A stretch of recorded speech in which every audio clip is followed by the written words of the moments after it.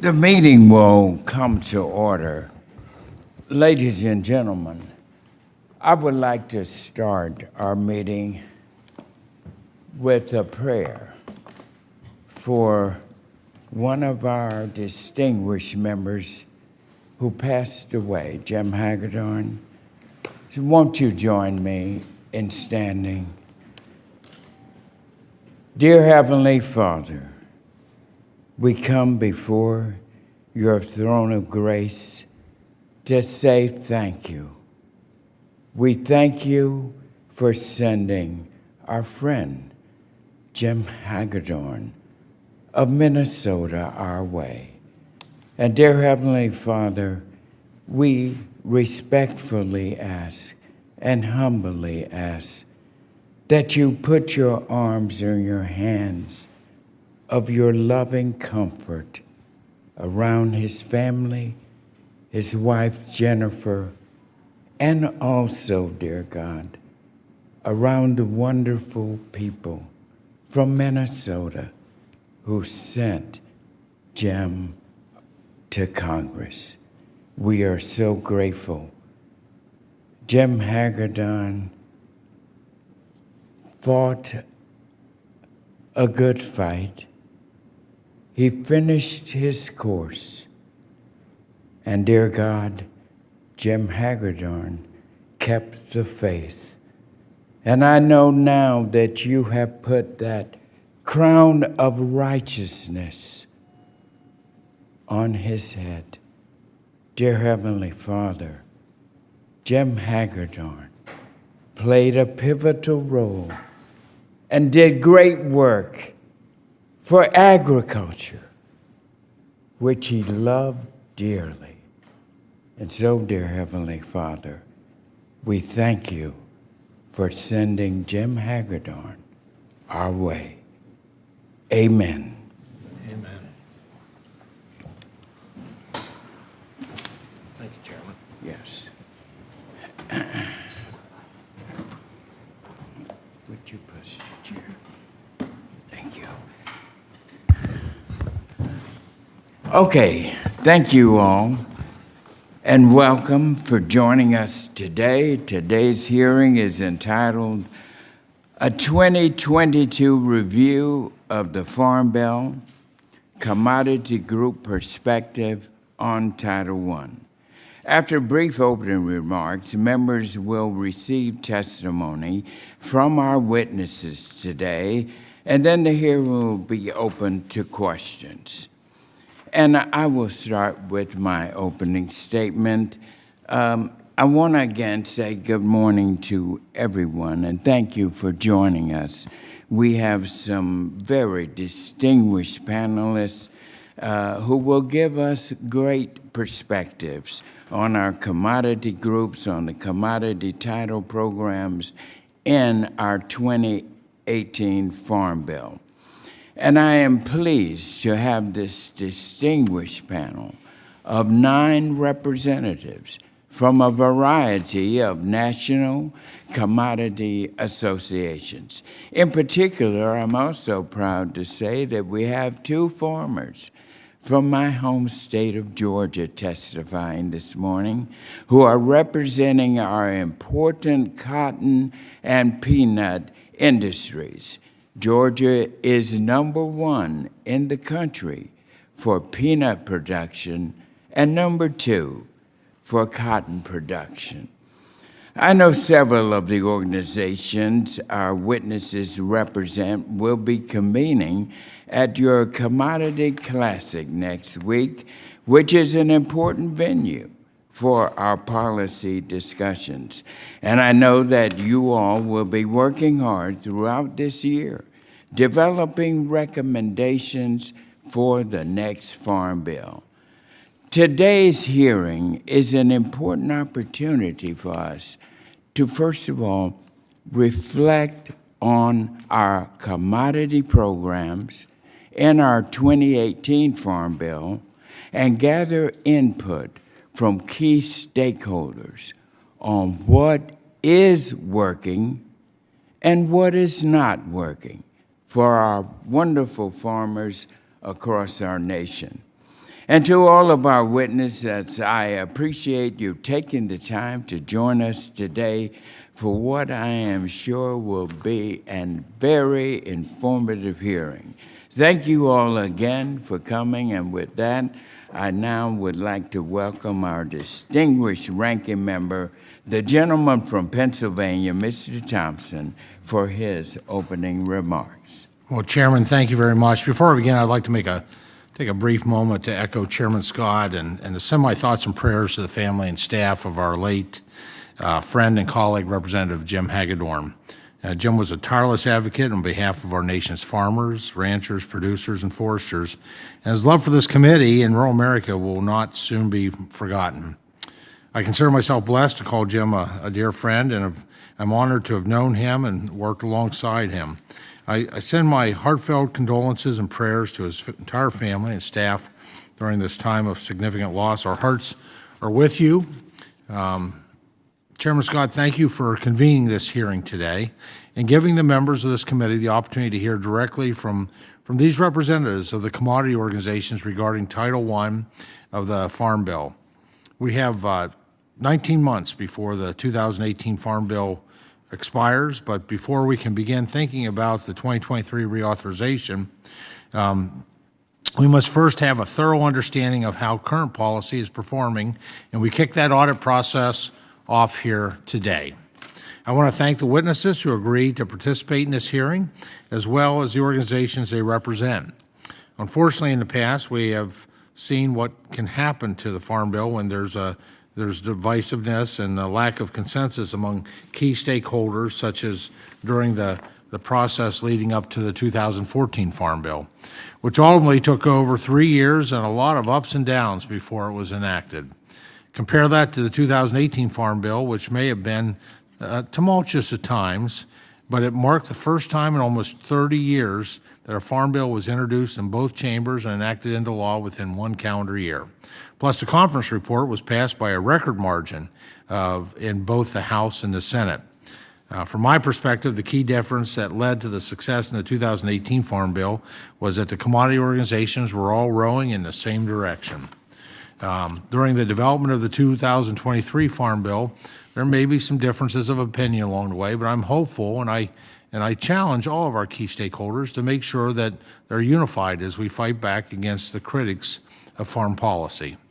Our farmers are the lifeblood of the rural economy, and having a reliable domestic source for our food is a matter of national security.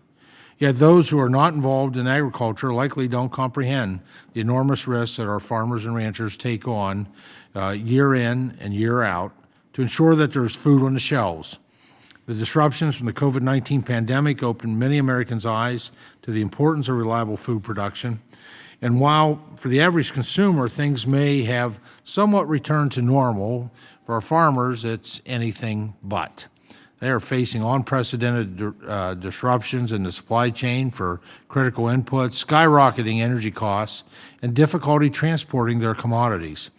Though there is no silver bullet, the safety net is intended to help absorb some of the risk our farmers face. And I look forward to an honest conversation about how Title I is performing in that regard. I hope the members of this committee walk away from this hearing with a thorough understanding of what is working and what needs improving. The path to success in any Farm Bill reauthorization begins on the front end with hearings like this. The primary responsibility of the organizations represented here is to provide the key input Congress needs to get the policy right.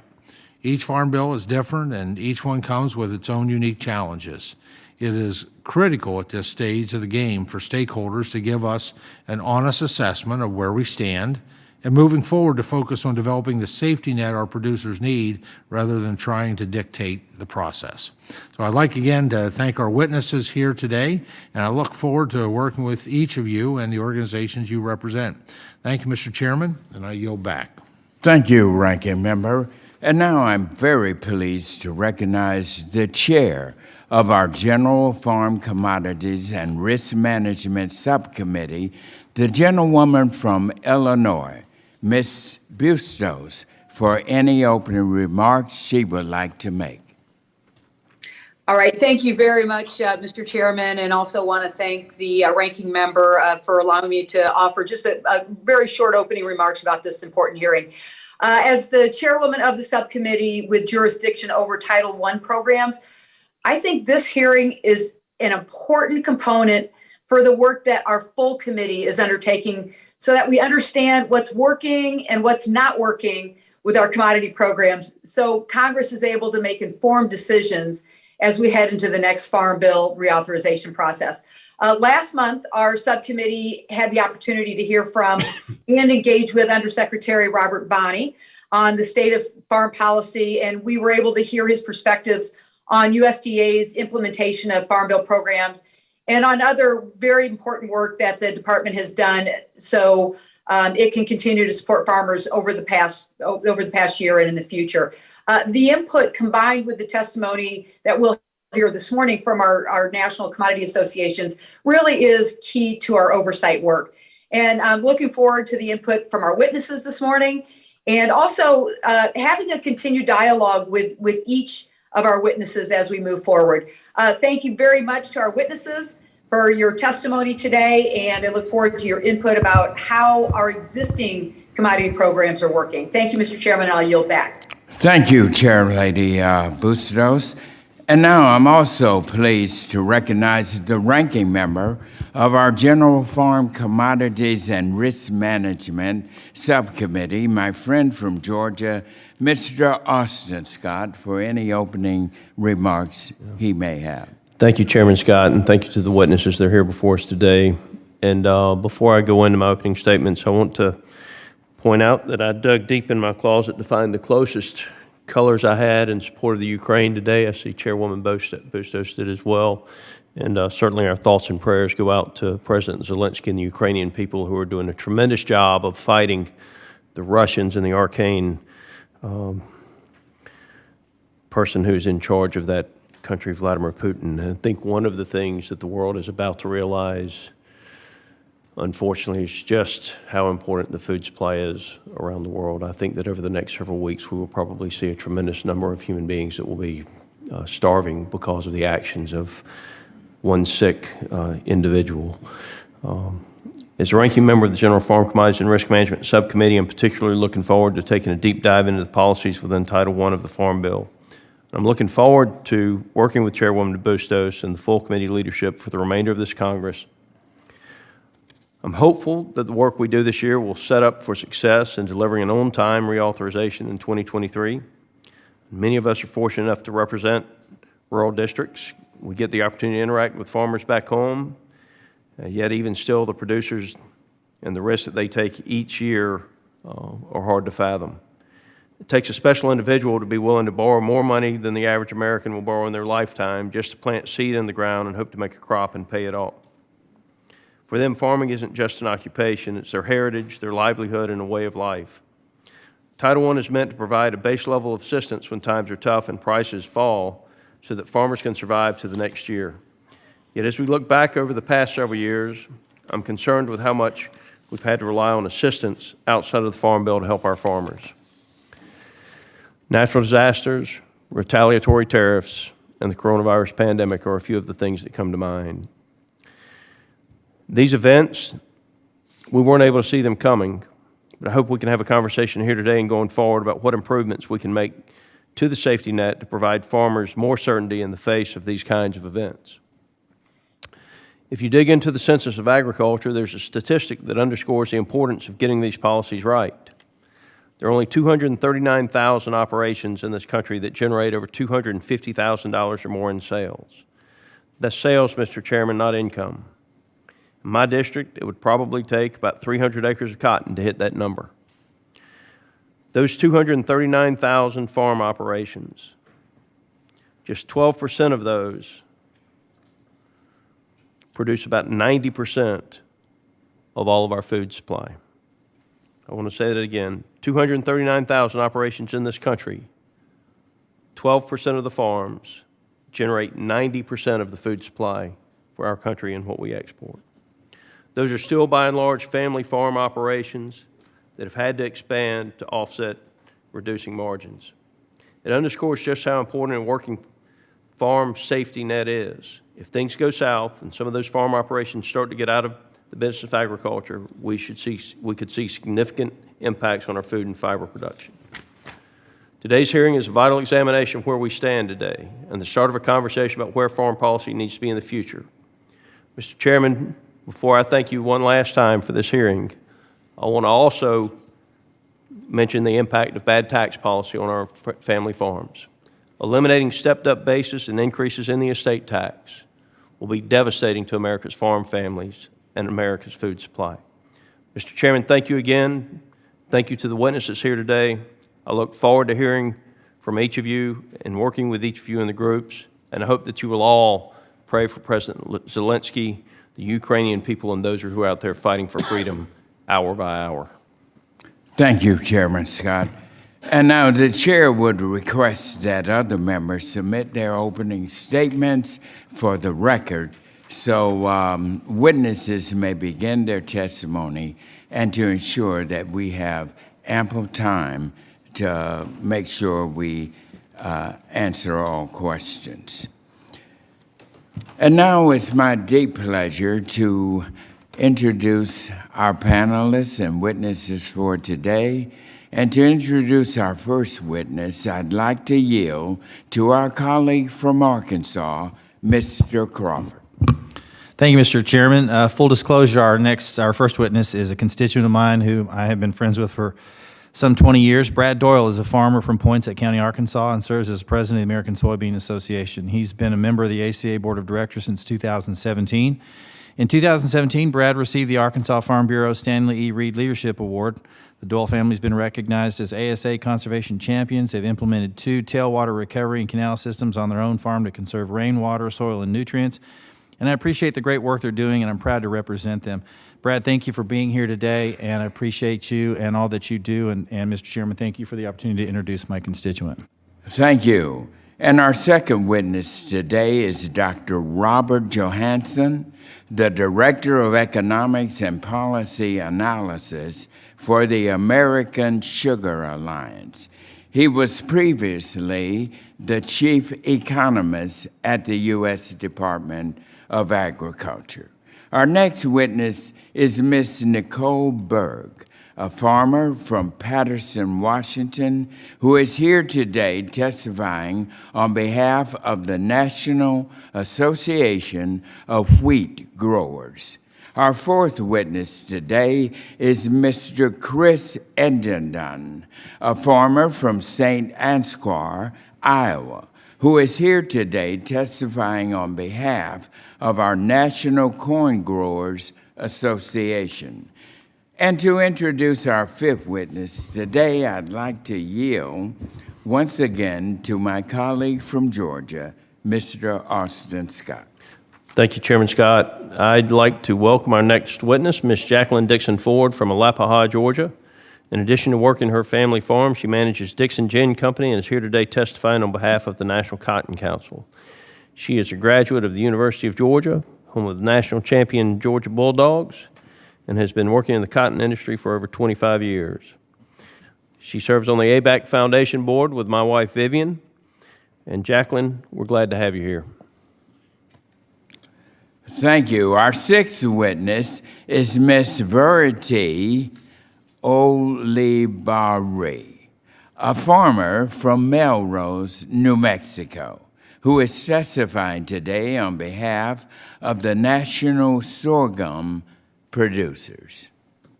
Our seventh witness today is Mr. Clark Coleman, a farmer from Bismarck, North Dakota, who is testifying today on behalf of the National Sunflower Association, the National Barley Growers Association, and the U.S. Canola Association, and the USA Dry Pea and Lentil Council. And to introduce our eighth witness today, I'd like to yield once again to our colleague from Arkansas, Mr. Crawford. I hope you're doing well, and I will talk to you a little bit later. Thanks. Let me remind all members, please make sure your microphones are muted when you're not recognized. Thank you. Mr. Scott? I'm sorry, Mr. Crawford. Thank you, Mr. Chairman. I am doubly honored today to introduce another constituent, Jennifer James, who is a fourth-generation rice farmer from Newport, Arkansas. She's owner of H&J Land Company, a diversified family farming operation growing rice, corn, and soybeans. Jennifer and her husband, Greg, farm with Jennifer's father, Marvin Hare. The family takes great pride in their operation's commitment to providing overwinter habitat for waterfowl and instituting practices that conserve natural resources. She serves on the USA Rice Federation and U.S. Rice Farmer Boards of Directors. I appreciate the great work Jennifer and her family are doing, and I'm proud to represent them. Jennifer, thank you for being here today. Thank you. And I'd like to introduce now our ninth and final witness today, and I'd like to yield to our colleague from Georgia, Mr. Bishop. Thank you very much, Mr. Chairman.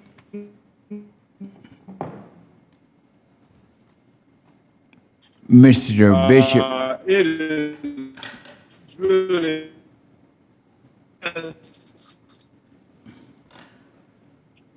Can you not hear me? We're having a little bit difficulty. You may want to get closer to the mic, Mr. Bishop. I apologize.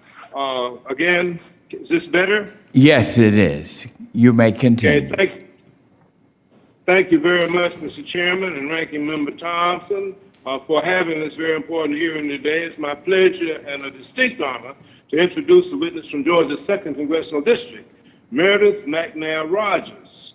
Ms. Rogers hails from Canola, Georgia, in Mitchell County, which is one of the top 10 agricultural producing counties in the state of Georgia. She comes from a long line of row crop and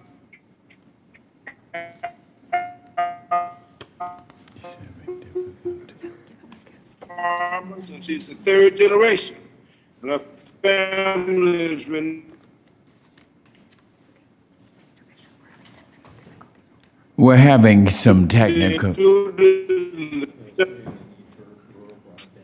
Meredith was the first woman being. Okay. Mr. Bishop, I hate to cut you there, but you're having a little difficulty. Leadership Academy, which is a program for young leaders involved in the peanut industry, and she has a unique perspective as one of the better now. Thank you, Mr. Bishop.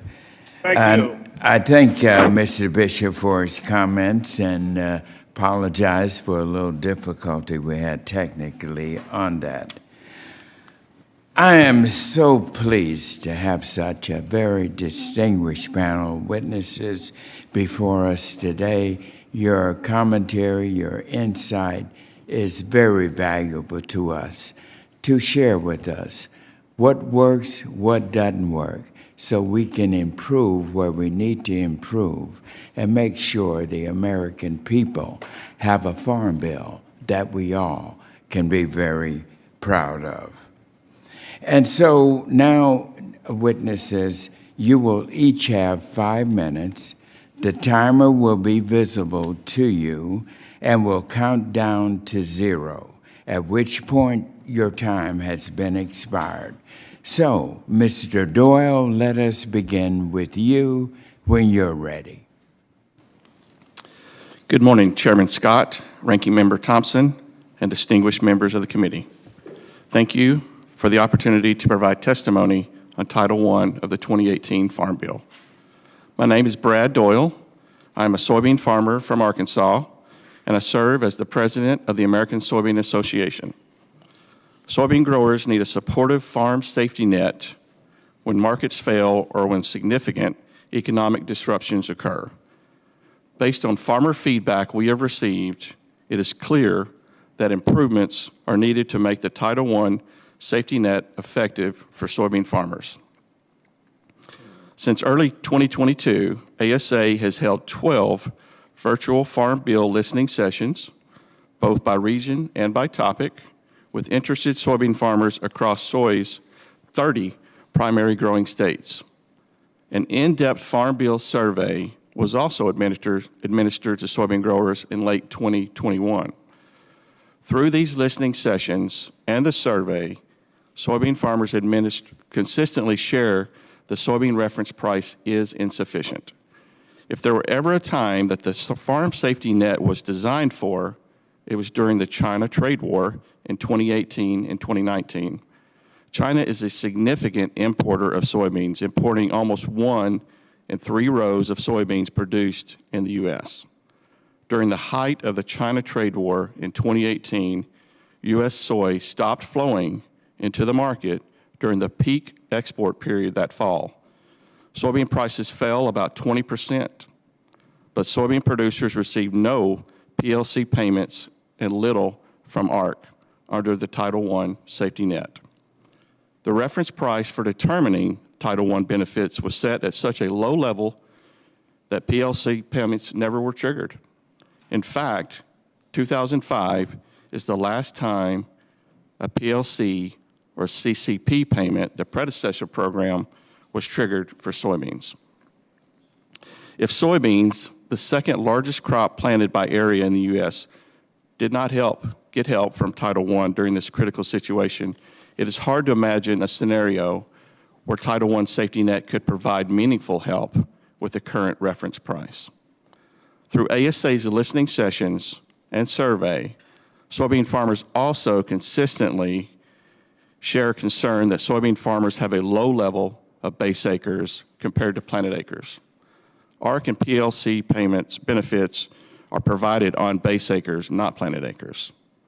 In 2021, soybeans were planted over 87 million acres in the U.S. By comparison, soybean base total acres are 52.5 million acres. So 34.5 million acres of soybean acres were not protected by the soybean provisions of ARC and PLC in 2021. Farmers share these scenarios throughout our listening sessions to describe these concerns.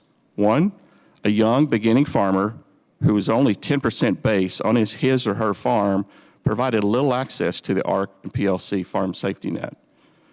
2, greater adoption of no-till conservation practices has enabled farmers to cultivate crops in new areas that have no base.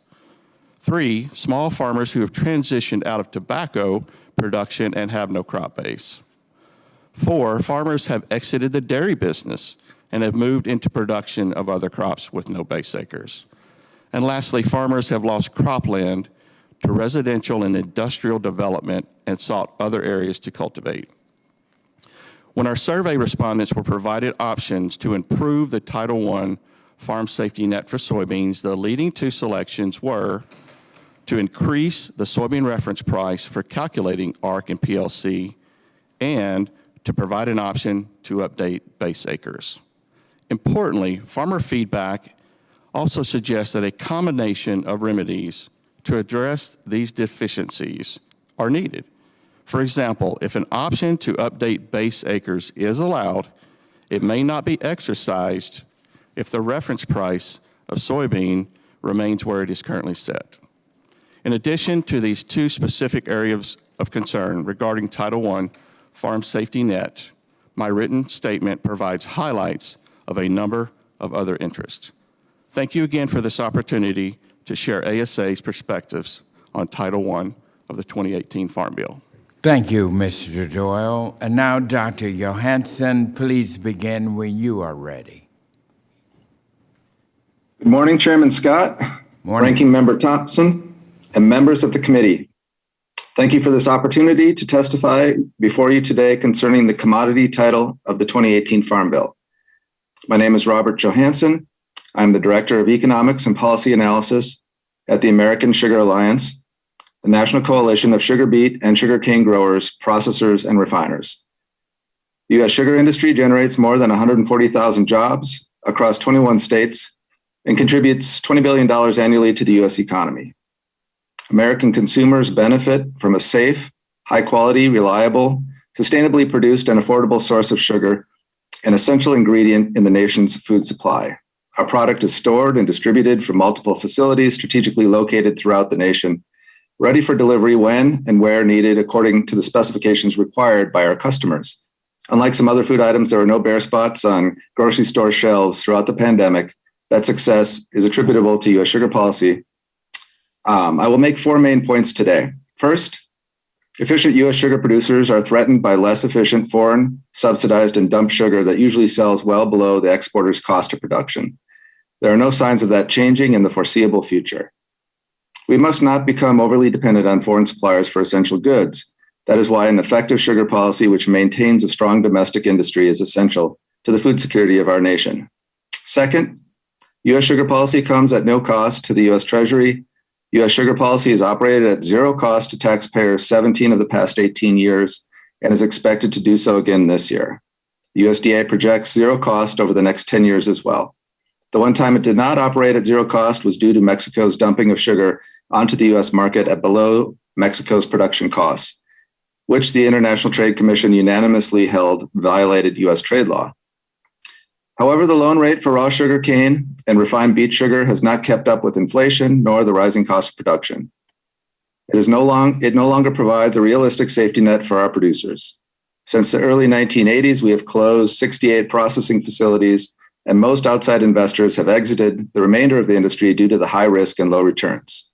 It was our family farmers who stepped up to rescue the industry from further closures of their factories, mills, and refineries. Now, many of those are struggling. Operating margins are being squeezed each year due to rising labor, fuel, seed, fertilizer, equipment, and interest rate costs that hit our producers in the field as well as in the factories they own. We would support examining how the Farm Bill safety net could be updated in the next Farm Bill for all Title I commodities to better match actual operating costs for producers. Third, sugarcane and sugar beets, like most crops, are grown in areas that experience weather disruptions. Crops are resilient, yet risk protection is needed. Sugarcane and sugar beet farmers do have some insurance products available to them, but those crop insurance tools are not as well developed nor affordable as for some other commodities. Sugar beet farmers have participated in WIP Plus previously, and cane farmers are considering how their losses in 2021 might be eligible for the most recent WIP Plus program. Note that WIP Plus is not currently authorized for recent 2022 disasters, such as the January freeze in Florida. For those reasons, and because this committee has signaled an interest in developing additional risk management programs at Title I to complement crop insurance, we are certainly receptive to new efforts to provide standing disaster coverage in ways that do not undermine crop insurance and possibly even encourage greater participation in coverage levels. And lastly, the current Title I sugar policy can provide an adequate economic safety net for American sugarcane and sugar beet farmers so long as there remains in place effective responses to foreign sugar-producing countries subsidizing and dumping. Without those responses, we would effectively outsource our sugar supply to heavily subsidized and unreliable foreign sugar suppliers whose environmental and labor standards simply do not measure up to our own. That would be the opposite of strengthening supply chains and contrary to providing a safety net to American producers. We encourage and welcome the members and staff of the committee to visit our farms and factories. We look forward to working with you as this committee continues to hear from producers as you weigh options for improving the Farm Bill. Thank you for your consideration and for your support to the American sugarcane and sugar beet family farmers. I look forward to any questions you might have. Thank you. Ms. Berg, please begin when you're ready. Chairman Scott, Ranking Member Thompson, and members of the committee, thank you for the opportunity to testify before the House Agricultural Committee. My name is Nicole Berg, a fourth-generation farmer, where I work alongside my dad, 2 brothers, on our family farm in Patterson, Washington. We grow dryland and irrigated wheat on a diversified farm. Currently, I serve as Vice President of the National Association of Wheat Growers. NAWG is a federation of 20 state associations and other industry partners. Our members feel it's important to provide testimony before the committee today as we reflect on the programs authorized under Title I of the Farm Bill. Today's hearing is timely as NAWG is also evaluating the effectiveness of the farm safety net. These programs and how the U.S. Department of Agriculture administers them can be improved going into the next Farm Bill. NAWG intends to outline our Farm Bill priorities in the coming months as Congress begins debating Farm Bill reauthorization. Wheat is one of the principal food grain produced in the United States and consumed around the world. Nationwide, there are 6 different classes of wheat grown in different climates and for different uses. In my state of Washington, there are roughly 2,500 wheat growers. The eastern part of the state is known for the home of soft white wheat. Wheat farmers across the country have experienced multiple challenges over the past couple years, from trade disputes, impacts from COVID-19, current supply chain issues, difficulty in procuring inputs, and extreme drought, and several other weather events. Supply chain issues and availability of inputs continue to be present challenges for us farmers. These challenges include rising prices and availability of fuel, parts, vital equipment, and other crop protection tools that allow farmers to continue using climate-smart ag practices like no-till. The current agricultural commodity is strong with near record high prices, improving working capital, farmland value, farm income, and revenue. However, this is not without concern. The USDA projects net farm income to decrease by 7.9% when adjusted for inflation in 2022, thanks to rising input costs, supply chain crunches, and significant droughts through wheat country that negate the high wheat prices. The high prices of these last 2 years will not last forever. It's important that Congress maintains a strong safety net for the farm economy, given its cyclical nature. As part of the 2018 Farm Bill, wheat growers supported improvements in crop insurance title, marketing assistant loans, and the ARC and PLC. And all of these programs are necessary to maintain an effective safety net. One such improvement for ARC and PLC was the ability for farmers to make annual elections between the two programs. This was provided a valuable option for farmers to better manage their risk. According to data from the USDA, since the 2018 Farm Bill, we have seen a major shift in wheat farmers' choices from ARC to PLC. Regarding service, the ability to re-elect and the application process is straightforward and has been easy to use. On farmer education, the USDA and university extension agencies have done a good job providing tools to help farmers make an educated choice on the program election. Investment in these models is essential. One common complaint among farmers is the difficulty of using and interpreting models and the lack of awareness of their existence. In my situation, we find it challenging to interpret the models, what it's telling us to do, so we have accountants that run models for us. While wheat farmers almost universally enroll in PLC, there are still issues that persist with the program that the committee should consider in the next Farm Bill. Wheat farmers consistently lose money producing wheat according to USDA cost of production data when factoring in total cost. Keeping this in mind, the committee should consider how to make ARC more effective for the wheat farmers and how to improve PLC to be more reflective of current cost of production. As the committee continues to have these hearings and reflect on programs authorized under the 2018 Farm Bill, I look forward to working with the members of the committee, their staff, and other witnesses here today to help craft the next Farm Bill that works for wheat farmers and all of agriculture. Thank you again for the opportunity to testify before the committee today. Ms. Bergen. Mr. Eddington, please begin when you're ready. Chairman Scott, Ranking Member Thompson, and members of the House Agriculture Committee, thank you for the invitation and opportunity to testify today. My name is Chris Edgington. I live and farm in St. Ansgar, Iowa, where multiple generations of my family raise primarily corn and soybeans. I currently serve as president of the National Corn Growers Association, and we are a farmer-led trade association that works with our affiliated state associations to help protect and advance corn grower interests. On behalf of my fellow corn growers, thank you for you and your public service, dedication to agriculture, rural America, and the farm economy. Since the passage of the 2018 Farm Bill, corn growers have faced volatility in the marketplace with periods of low prices and higher prices. Today's futures and cash prices appear strong.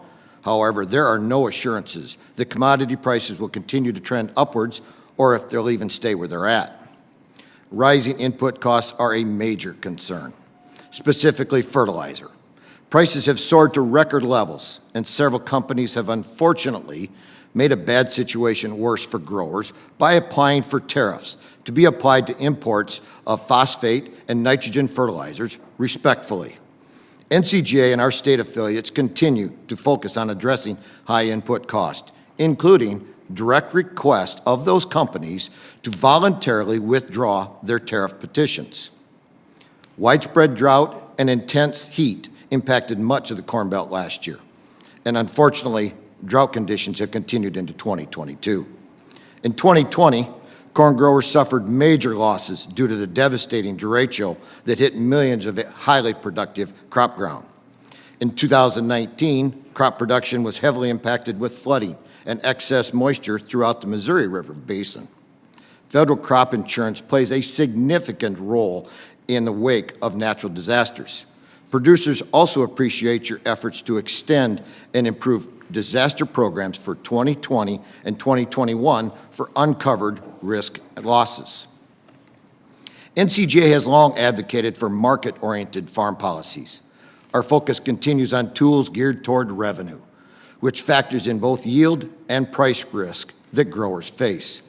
We support the continued ability for producers to choose between agricultural risk county, ARC individual, and price loss coverage, or PLC programs. We appreciate the commodity program sign-up periods are now similarly tied to crop insurance decisions. NCGA supported the development of the ARC County and ARC individual programs. In the 2018 Farm Bill, we supported shifting the primary focus away from using NASS yield data to RMA to help minimize county-by-county payment differences. We also supported additional improvements to yield calculations and transparency to payment components. The PLC program has historically provided limited support for corn growers. Given the trend of increased corn yields year after year, though, the growers appreciated the opportunity to increase their yield, PLC yield, in 2020. And while use of the marketing assistant loans is small among our members, the program remains an accessible tool for corn growers without base acres. Implementation of the current Farm Bill has been fairly smooth, helped by the familiarity of the program, lengthy sign-up periods, and increased transparency of the program components. We commend the committee for the continued support of web-based decision tools that help facilitate grower education and evaluation of the commodity programs and options. While the COVID-19 has been difficult for face-to-face interaction with growers, we appreciate efforts at FSA to provide flexibility with producer sign-up. Opportunities exist to build upon those lessons and to further reduce the reporting burden on producers. NCGA and our state affiliates are gearing up to provide additional input and Farm Bill recommendations. NCGA has already commissioned and conducted a nationwide survey of growers on the usage and views of risk management tools and conservation programs. Next week, we will gather in New Orleans at the annual Commodity Classic, where growers will propose, debate, and vote on updates to our policies. We look forward to working with the committee as NCGA develops a more formal policy priority. Thank you to Representatives Sherry Bustos and Austin Scott for including corn growers in the previous subcommittee roundtable discussion on farm safety net programs. As the committee continues oversight of USDA and evaluates the structure of safety net programs, please do not hesitate to reach out to growers for perspectives at future hearings, listening sessions, roundtables, or farm tours.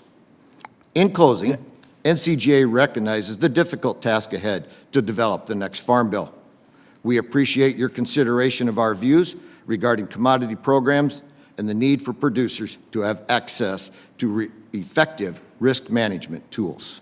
Thank you. Ms. Ford, you may begin when you're ready. Good morning. I'm Jacqueline Dixon Ford, a cotton producer and ginner from Alapaha, Georgia. My family and I grow cotton, peanuts, corn, pecans, and raise cattle. I'm also vice president and manager of my family's ginning operation.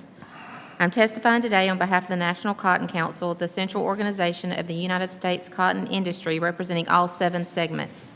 U.S. cotton acres is expected to increase this year due to higher prices.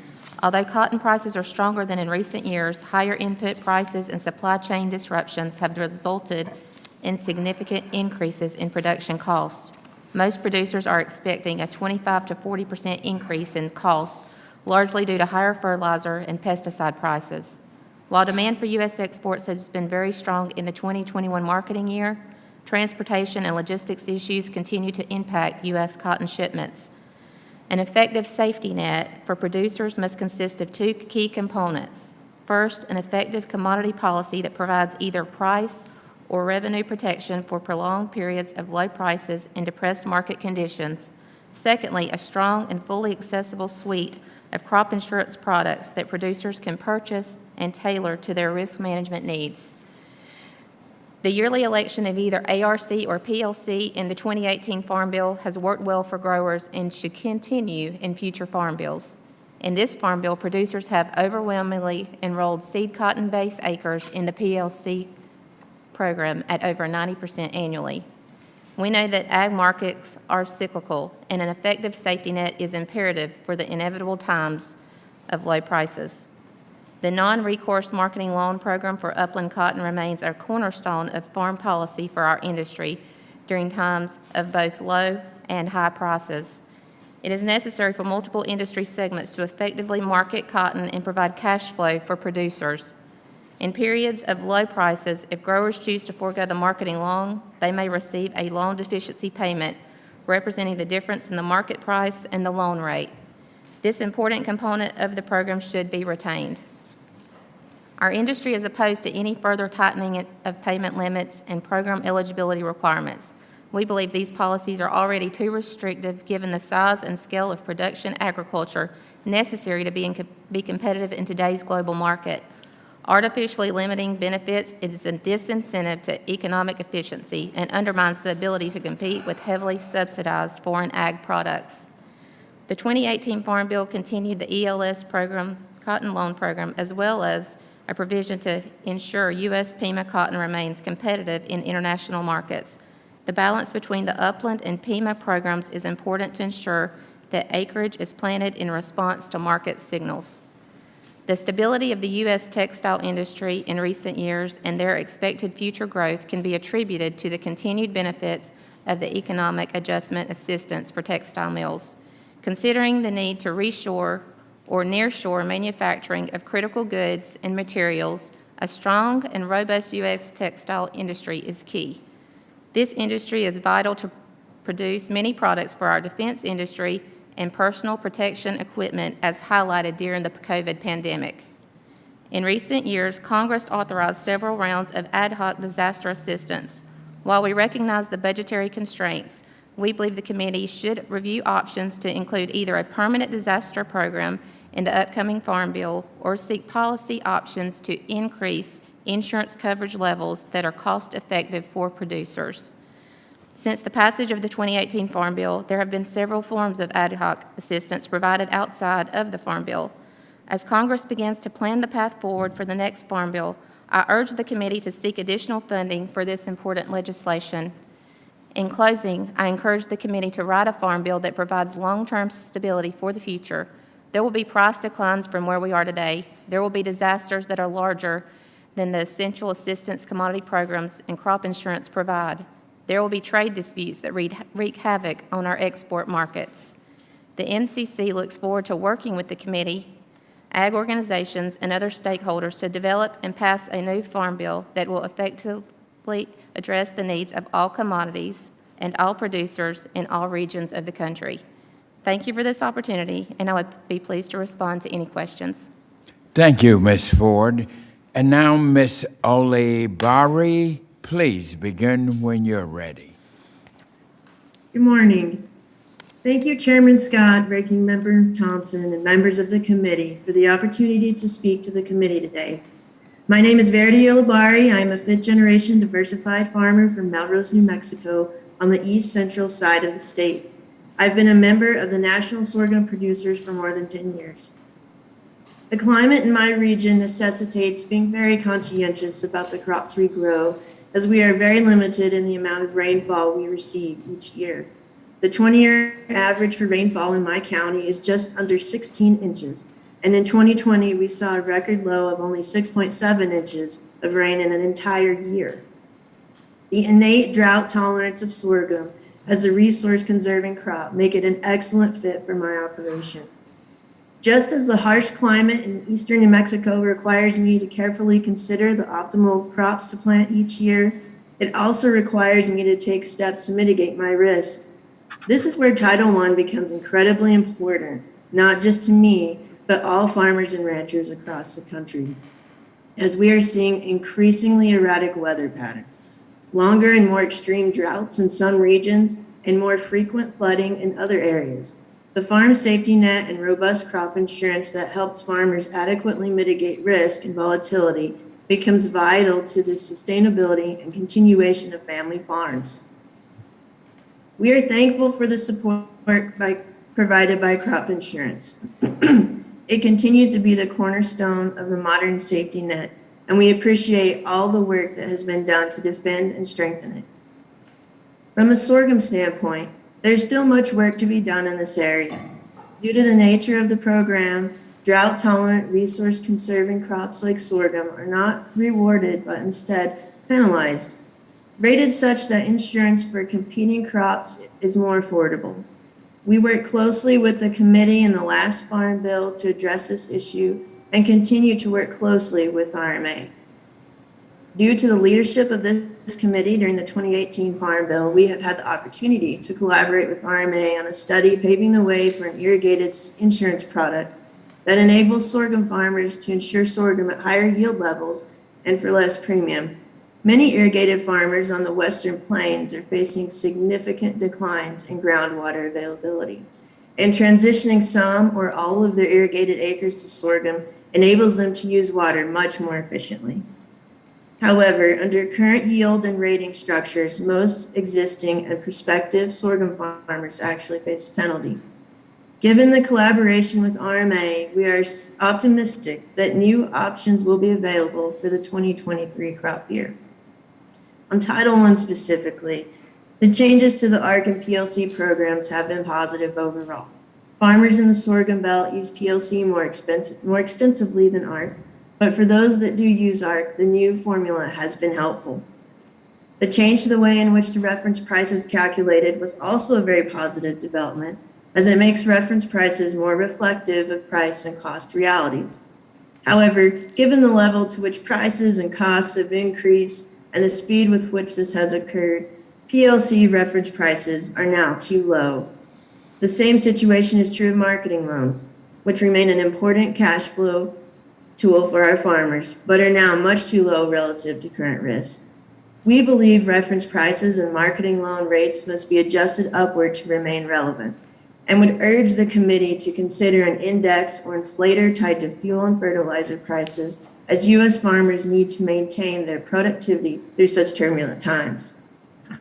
Allowing an annual choice between ARC and PLC has also been a welcome change, and our farmers greatly appreciated the opportunity to update base acres. However, these now routine activities combined with existing programs and the growing complexity of these programs sheds new light on the importance of staffing at FSA. Delivering these programs well requires resources, staff members that can actually go into the office and work with farmers.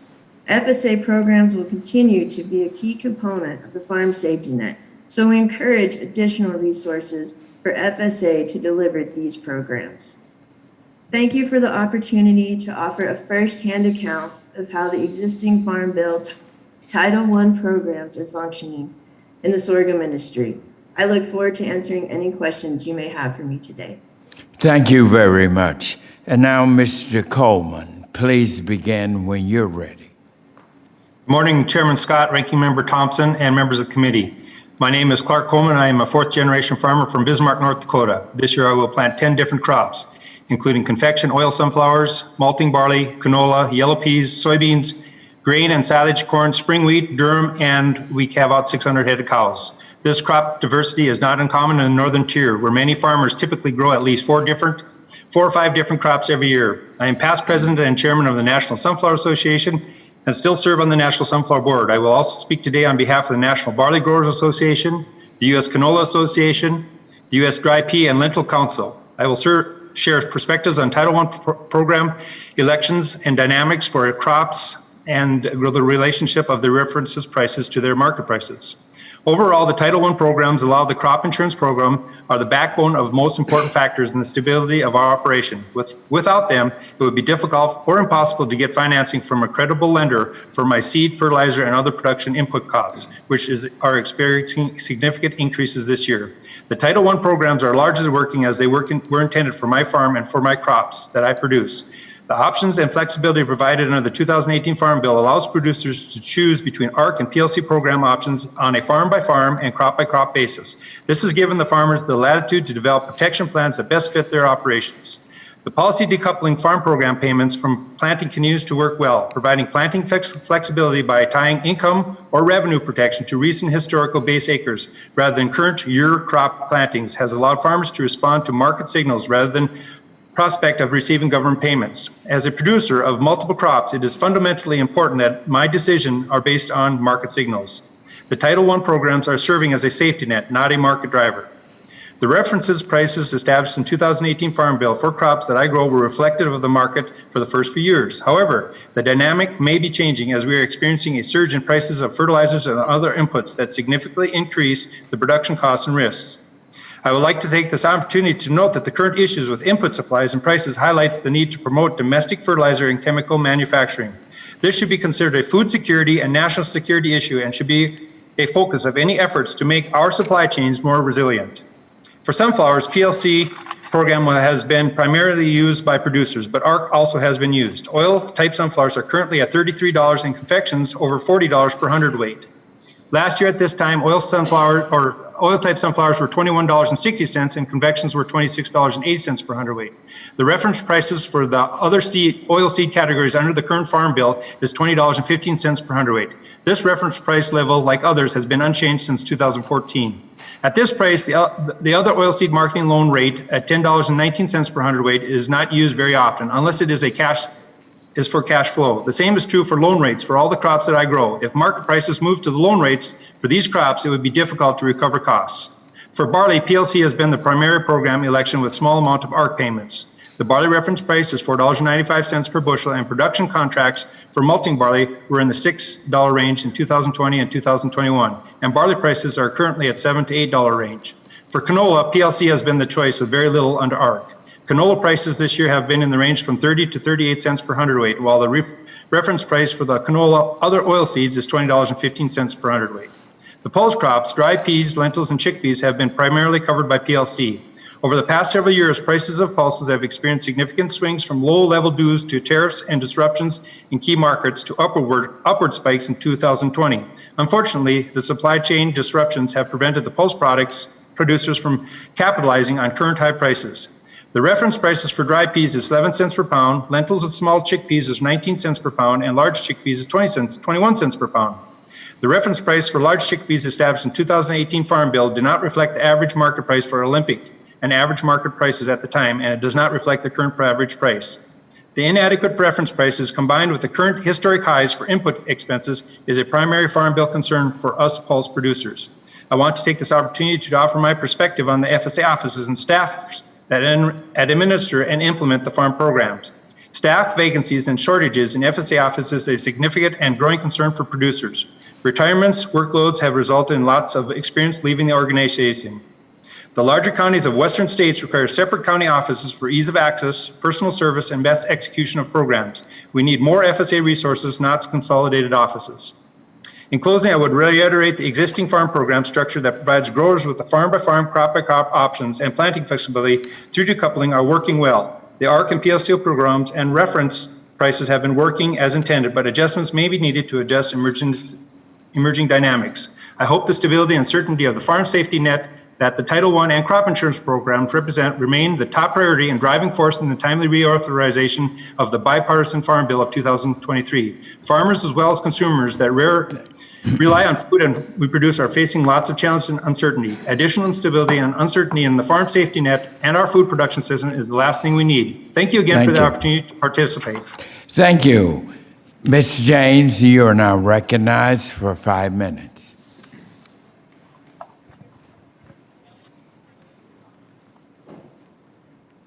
Good morning and thank you. As a fourth-generation rice farmer from Newport, Arkansas, I'm honored to provide my testimony on behalf of the USA Rice Federation, the only farmer-led rice organization that advocates in the best interest of every farmer in the country, along with our mill, merchant, and allied members. While I'm a rice farmer first, my family farm is diversified, growing rice as well as corn and soybeans while providing many acres of overwinter habitat for migrating waterfowl every year. U.S. rice farmers harvest 20 billion pounds of rice grown on 3 million acres of sustainably managed farmland, creating tens of thousands of jobs and billions of dollars in economic activity. Half of our production is consumed domestically, while the other half is exported to more than 120 countries around the globe. U.S. rice farmers have long been committed to environmental stewardship, reducing greenhouse gas emissions by 41%, cutting our water usage in half, and decreasing energy usage by 34%, all while increasing yields dramatically over the last few decades.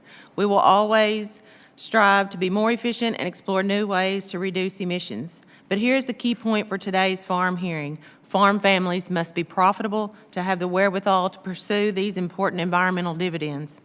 This committee, on a bipartisan basis, has a long history of recognizing this and working with farm families like mine to ensure our profitability and capacity conserve our natural resources. This hearing is timely and important because Title I of the Farm Bill, the commodity title, is the cornerstone of the safety net for rice farm families. Other commodities might regard crop insurance as their primary safety net.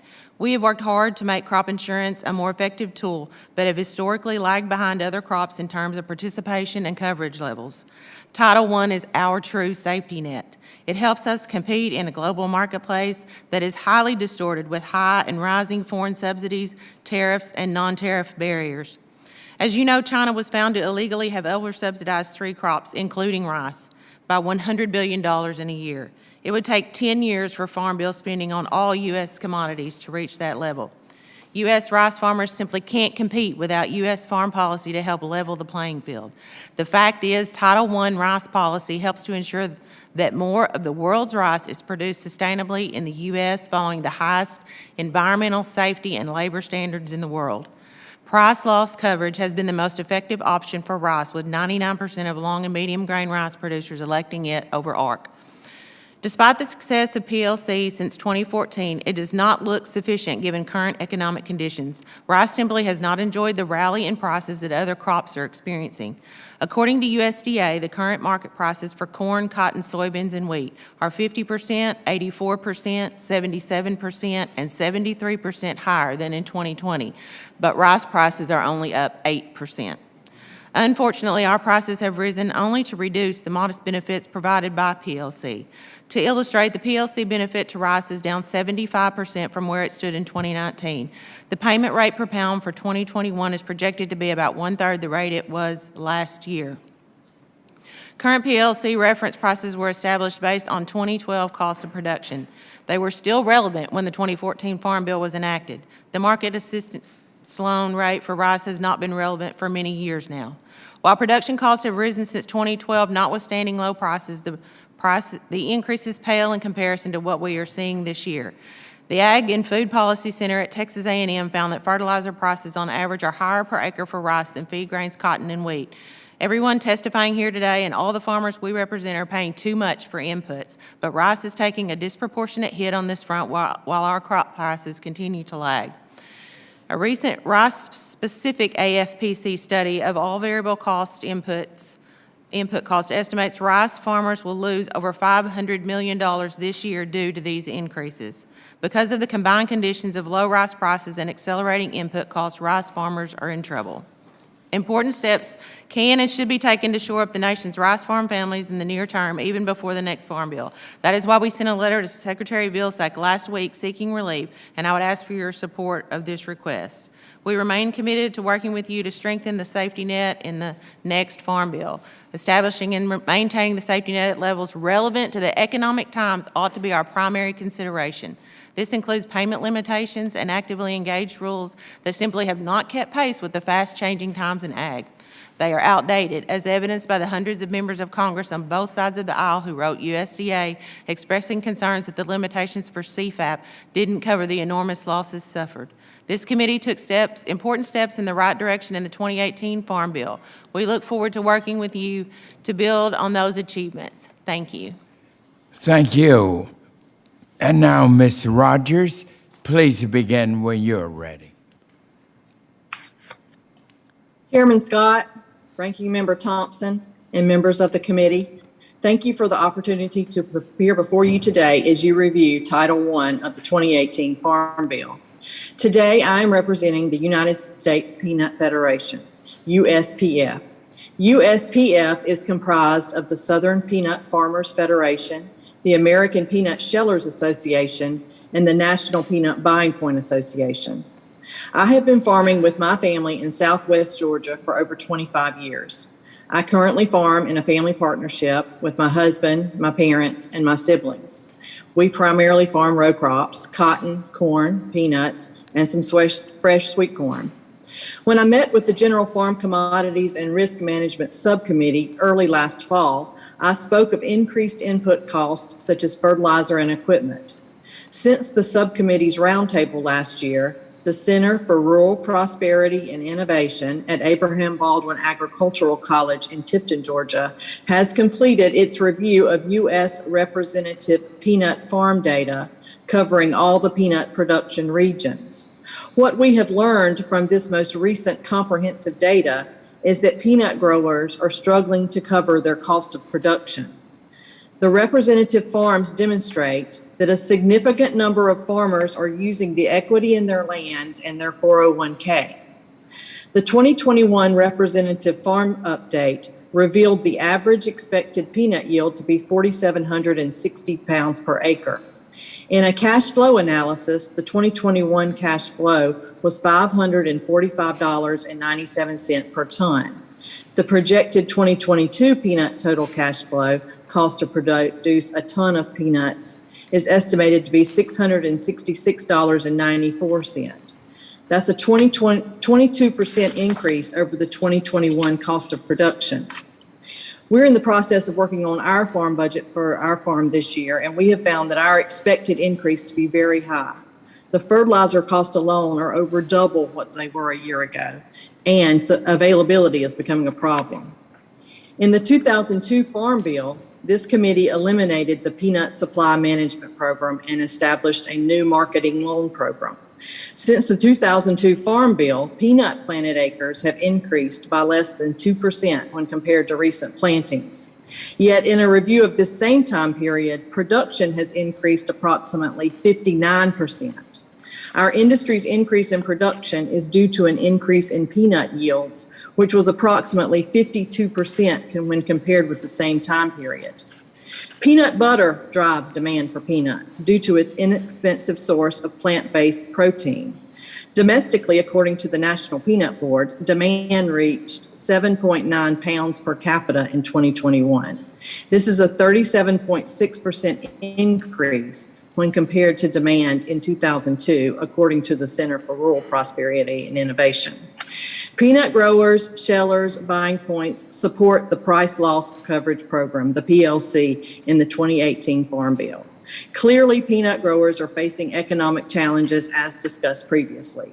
These challenges are not a result of the PLC structure, but it is important that the committee periodically evaluate, as you are today, the cost of production that growers are facing and determine if the specifics of these programs are keeping pace with the changing economics growers are experiencing. We do have a number of growers in specific regions that have produced peanuts for years but do not have access to the PLC program because they lack base acres. We know that the issue is not specific to peanuts, but we hope the committee will work with commodity organizations to assist these producers. In conclusion, the Federation believes the 2018 Farm Bill PLC program for peanuts has been effective for farm families and the peanut industry. We do believe that the committee should review the specifics of the 2018 Farm Bill in light of the unprecedented cost that the production farmers are facing in the future. While some may argue that the costs will recede to their previous levels once these recent events have subsided, it is my experience that these increased costs do not return to original level. Thank you so much for allowing me to participate today. Thank you, and thank all of you for your very outstanding testimonies. And at this time, members will be recognized for questions in order of seniority, alternating between majority and minority members. You will be recognized for 5 minutes each in order to allow us to get as many questions in as possible. Again, please keep your microphones muted until you are recognized in order to minimize background noise. And now I recognize myself for 5 minutes. Ladies and gentlemen, my first question is asked because of this very disturbing and terrible and quite honestly evil activity that Russia is conducting in Ukraine. And the impact that it's having or could have on our agricultural industry. Our nation has the leading agriculture industry in the world, often referred to as the breadbasket of the world. The good Lord has blessed us in this country to be that leader. But my concern is this: rising inflation has had a substantial impact on both the prices of our commodities as well as the input costs farmers are facing. Things like fertilizer, several of you have mentioned that.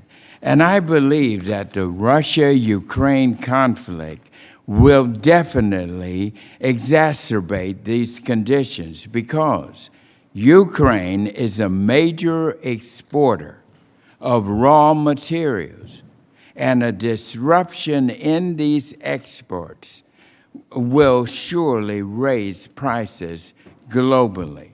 And when input prices rise, but support program prices remain the same, it is our farmers who will have to carry that cost. And so, with that said, let me ask and start with you, Ms. James, and there may be others of you who may want to jump in here. Do you think that our commodity support programs, like the Price Loss Coverage Program, which sets reference prices for commodities, should be more responsive to economic conditions? Well, yes, sir, I do. I believe that your statement about the inflation is a very important one, especially at this time. I believe that, inflation rate has grown about 2% a year for the past 10 years, but then we are at 7% in this one last year. So that's a considerable increase, although our reference prices have remained the same as you have stated. And we will come back to that, but I also want to call on Ms. Jacqueline Ford with the National Cotton Council. Ms. Ford, thank you for your enlightening testimony. Can you talk about decisions that you expect cotton producers to make this year in terms of participation in ARC and PLC, as well as stacks and supplemental crop insurance products that are available for producers? There are some crop insurance products that are available only if they do not participate in ARC. And so I realized that dynamic affects that producer's decision. It has a dynamic effect on their decisions. Can you shed some light on how these decisions are made? Yes, sir. Our family this year will be participating in stacks rather than PLC. And we will be doing it at a lower level. It'll be a cost of about $10 per acre. We just got signups done this week. But cost is a determinant. Our input costs are so much more. So your cost per acre for participating in the crop insurance programs, I think will determine participation cost, So if we can make that more affordable for the producers as far as participating, I think that would be a good thing. But our cost per acre this year has gone up for cotton probably around 30 to 40%. So we're looking at an input cost of somewhere between probably $900 to $1,100 per acre right now since the Ukraine war. And right now, cotton's trading at $1.01, $1.02. I haven't looked at it this morning. It was up a little bit. So right now, we're at about a break-even point at a 2-bale average. So yeah, we certainly need some more support. Well, thank you for that. And committee members, we can all do without a lot of things, but we definitely cannot do without food. And it is our nation that provides that supply. With that, Ranking Member, I'll turn to you. Chairman, thank you very much, and thanks to each and every one of our witnesses today and your organizations that you're affiliated with for what you do for agriculture. And Chairman, I appreciate your line of questioning and the responses. It's not so much at this point what we can have record high commodity prices we're getting, but with inflation, it's the margin that matters, and that's something we need to take into consideration. Now, lately, there's been a lot of conversations surrounding agriculture and climate change, and these are conversations that I welcome, as American agriculture has a great story to tell, and we got to get better at telling our story. But often I hear questions about climate framed in a manner that asks, how can we change the safety net or crop insurance to be more climate friendly? And I think that's looking at the problem completely the wrong way. Rather, we should be asking ourselves, what can we do to make climate policy farmer friendly? American producers are some of the most efficient, or they are the most efficient in the world. And if the goal is to reduce global greenhouse gas emissions, then the smartest thing we can do from a climate standpoint is, quite frankly, to have American farmers, ranchers, and foresters produce more and export it overseas. And the farm safety net is critical to helping our farmers manage risk year after year. Now, for anyone who wants to jump in, can you talk about the importance of the safety net and maintaining domestic food production? And for your commodity, what other countries are major producers, and how do they stack up from a conservation and a climate standpoint? And I welcome anyone that wants to jump on that. Well, thank you for that question, Ranking Member Thompson. I had the privilege of chairing the Federal Crop Insurance Corporation Board of Directors previously when I was at USDA. And I do think that crop insurance needs to focus on providing risk management to farmers. The program obviously needs to be actuarially sound based on principles of insurance. USDA can certainly work to incentivize producers to reduce or sequester greenhouse gases, but that is best addressed through conservation programs. And at least that is by and large how USDA has proceeded thus far, with one exception, maybe the crop insurance discounts for planting cover crops. But generally, when it comes to the commodity title or crop insurance programs, USDA is properly stuck to the mission of those programs. And we certainly know that the increase in productivity in U.S. agriculture across all of our crops and the levels of efficiency seen in our farms have significantly reduced emissions per unit of output over time.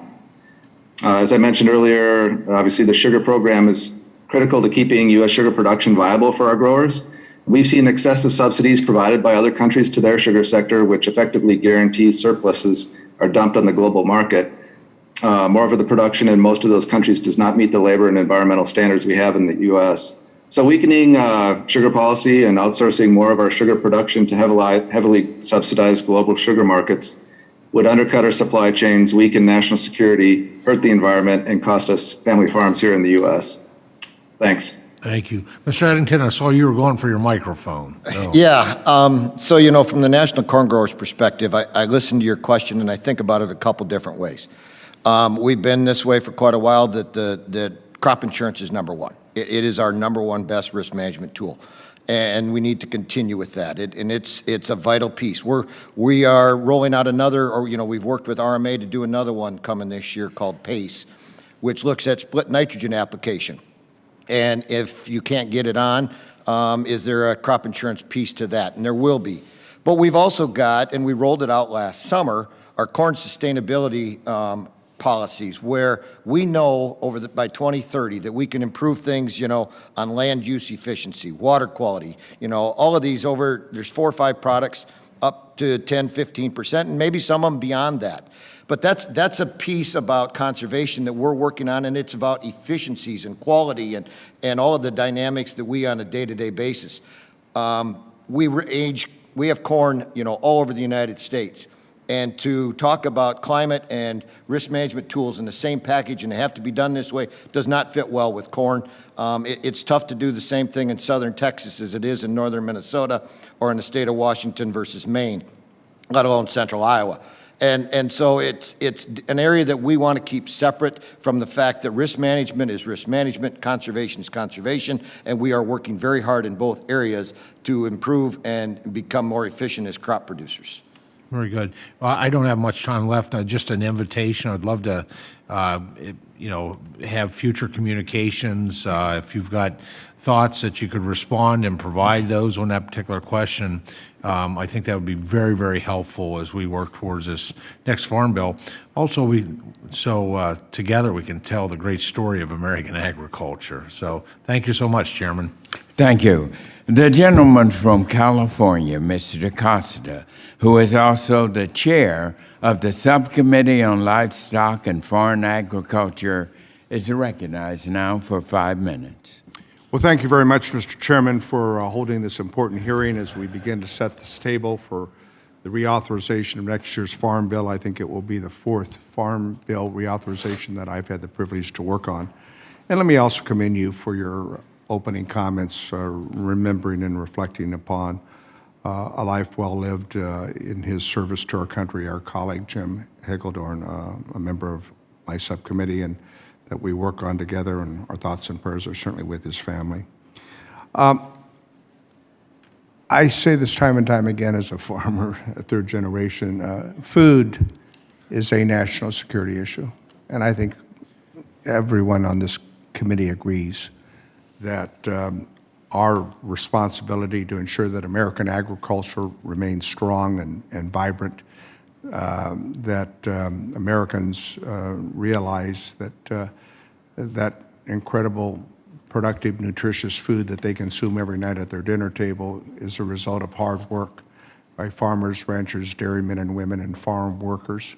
It's a partnership. And so we're very interested in your comments today about how we reset the stage. Obviously, the focus is Title I today. Obviously, there are other titles in the reauthorization of the Farm Bill that we're going to be clearly listening carefully to your recommendations in terms of modifications and changes. Let me ask a specific question with our witness, Ms. Ford, on the National Cotton Council, and then I want to have a general question that you folks might want to think about with relationship to the lessons that we've learned in the last 2 years as a result of this pandemic, horrific pandemic in which over 900,000 Americans have lost their lives in terms of the supply chain, and how we've turned our very delicate and complicated food supply chain with 4% of the nation upside down, and how we address that as we move forward.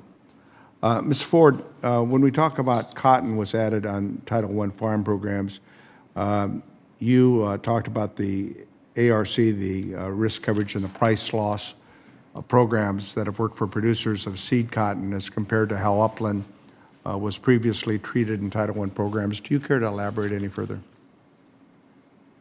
For how it's worked. Well, this year with the prices being higher, I don't think a payment would not kick in, but it has worked in the past, and it's more dependent on price than yield, and we use crop insurance for yield protection, but the PLCs work very well in the past for price protection. Well, and that's a good segue. I mean, I have crop insurance, and farming, as we all know, is risky enough given the challenges we face. And as I told a previous president one time, I said, you know, farmers are risk takers, so what lessons do you think we should be focused on? Crop insurance obviously is a vital part of our safety net, but on what we ought to be thinking about in reauthorization next year's Farm Bill? I think we need to be thinking about margins as well with the input costs. I think we've got to look at margins and what the crops are costing us to produce. And Well, the comment that I made with the previous, I said farmers are price takers, not price makers. Now, I've been involved in California for years, leading agricultural state in the nation. You all nod your heads when I say farmers are price takers, not price makers, because you know what that means. But how do we look forward in terms of not just the safety net of the insurance program and how we might improve it, but But what other, I mean, we have the inflationary impacts that we're all dealing with, of course. But, and I'm working very heavily on a bipartisan basis on this supply chain issue that we hope will relieve some of those inflationary pressures. But the fact is American agriculture is challenged. Yeah. Anyone care to opine? I think it's important for us as farmers. We invest in creating demand for our crop, whatever it is. Farmer investment, we have checkoffs that help do that. But you as a governing body, you give us the tools that we need to make us less risky. Our lenders, that a lot of times young, new farmers don't have opportunities, don't have backing or assets. PLC, ARC, those give those lenders some type of assurance that, hey, we can finance this young grower and he could be My profitable, time's less risky. expired, but thank you, Mr. Chairman, and we'll continue this conversation. Thank you. The gentleman from Georgia, Mr. Austin Scott. Thank you, Mr. Chairman. Mr. Edgerton, I'm going to come to you in just a second, but I want to go to what Ms. Ford and Ms. Rogers put in their testimony, because I want to talk to you about the letter that the corn growers wrote to a company called Mosaic. Ms. Ford, Ms. Rogers, in your testimonies, and as we've heard today here, you both mentioned increases in the cost of production. Ms. Ford, you referenced that most producers are expecting 25 to 40% increases in inputs due to higher fertilizer and other costs. Fertilizer is the number one issue I hear back home. Ms. Rogers, you note in your annual study on the peanut cost of production from the Center for Rural Prosperity and Innovation at Abraham Baldwin Agricultural College, a significant spike in the cost of production for peanuts, a 22% increase in the cost to produce a ton of peanuts. Now, Mr. Edgerton, when we want to get down to the heart of things back home, sometimes we say it's time to shuck the corn. And you wrote a letter to Mosaic, your association wrote a letter to Mosaic because Mosaic had requested additional tariffs be placed on products that would compete with them. Is that correct? That's correct. We've been in correspondence with Mosaic about their tariff application with the International Trade Commission. That's correct. I want to read you something. This is from this company's annual report to shareholders. And if I'm not mistaken, they control about 80% of some of the markets. Is that correct, inside the United States? They are currently at about that level. On the finished product, yes. A monopoly. Full year revenues up 42%. Stronger pricing more than offset volumes. Gross margin up 200%. Adjusted earnings before income tax, a fiscal year record up 129%. And I think that what Americans need to realize is the monopolization of the inputs in our food supply to our farmers is what's leading to the majority of the discussion right here, is that the input costs are going up faster than the markets can absorb them. And it's leading to a tremendous amount of food price increases. Now, the department, they requested the tariffs be put in place in February of 2021. Do those record profits sound to you like they would be coming from a company that actually needed protections from competition? Do you mind if I don't answer that part of your question, but I would like to address part of the whole issue? Yes, sir. Because I've been more involved in fertilizer than I thought I would maybe have to be other than on my farm in this process. And one of the things we've learned in the process is they do not look at this table as their customer. They are selling to the CHSs and Growmarks of the world. That's their distributing network. And so our pushback on Mosaic or CF Industries on nitrogen fertilizer has been a surprise to them because we've never pushed back before because of the process and the engagements we've had. Mosaic has had tremendous profits. Now they have reasons that they tell us as to why they were competing against foreign countries subsidizing their fertilizer, and that's what they did. They represent about 55% of the phosphate rock inside of the United States, but they represent 80% of the DAP that we are applying to our fields. And so when you have that type of control over the majority of the market, there becomes lots of discussion around the profits that they're making. If I may, this control is not limited to fertilizer, though. We're seeing increased monopolization, whether it be seed or any other type of input cost. And then what you see in some cases is like Communist China, where they stepped in and they bought Syngenta.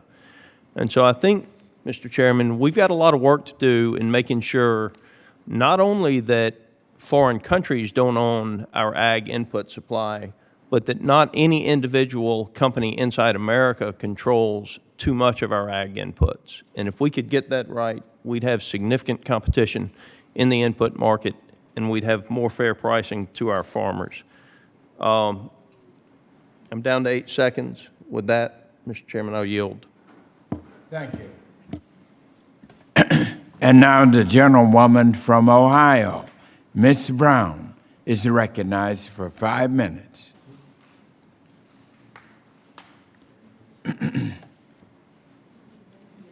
Ms. Brown, you may be muted. Unmute yourself. Thank you for that. I apologize. Thank you, Chairman Scott. Can you hear me now? Yes, sir, I can. Go right ahead. All right, and Ranking Member Thompson for holding this hearing today, and thank you all to the panelists for being here and offering your feedback on these important Farm Bill programs. The business of family farming is risky, and it is important to have smart safety net programs in place for when the unthinkable happens. It is also important for us to ensure that these programs are accessible to all farmers. So my question is, the USDA has made several modernization efforts to make information and applying for these Title I programs more efficient. Mr. Coleman, can you talk about your producer's experience with using USDA's online tools and program application systems?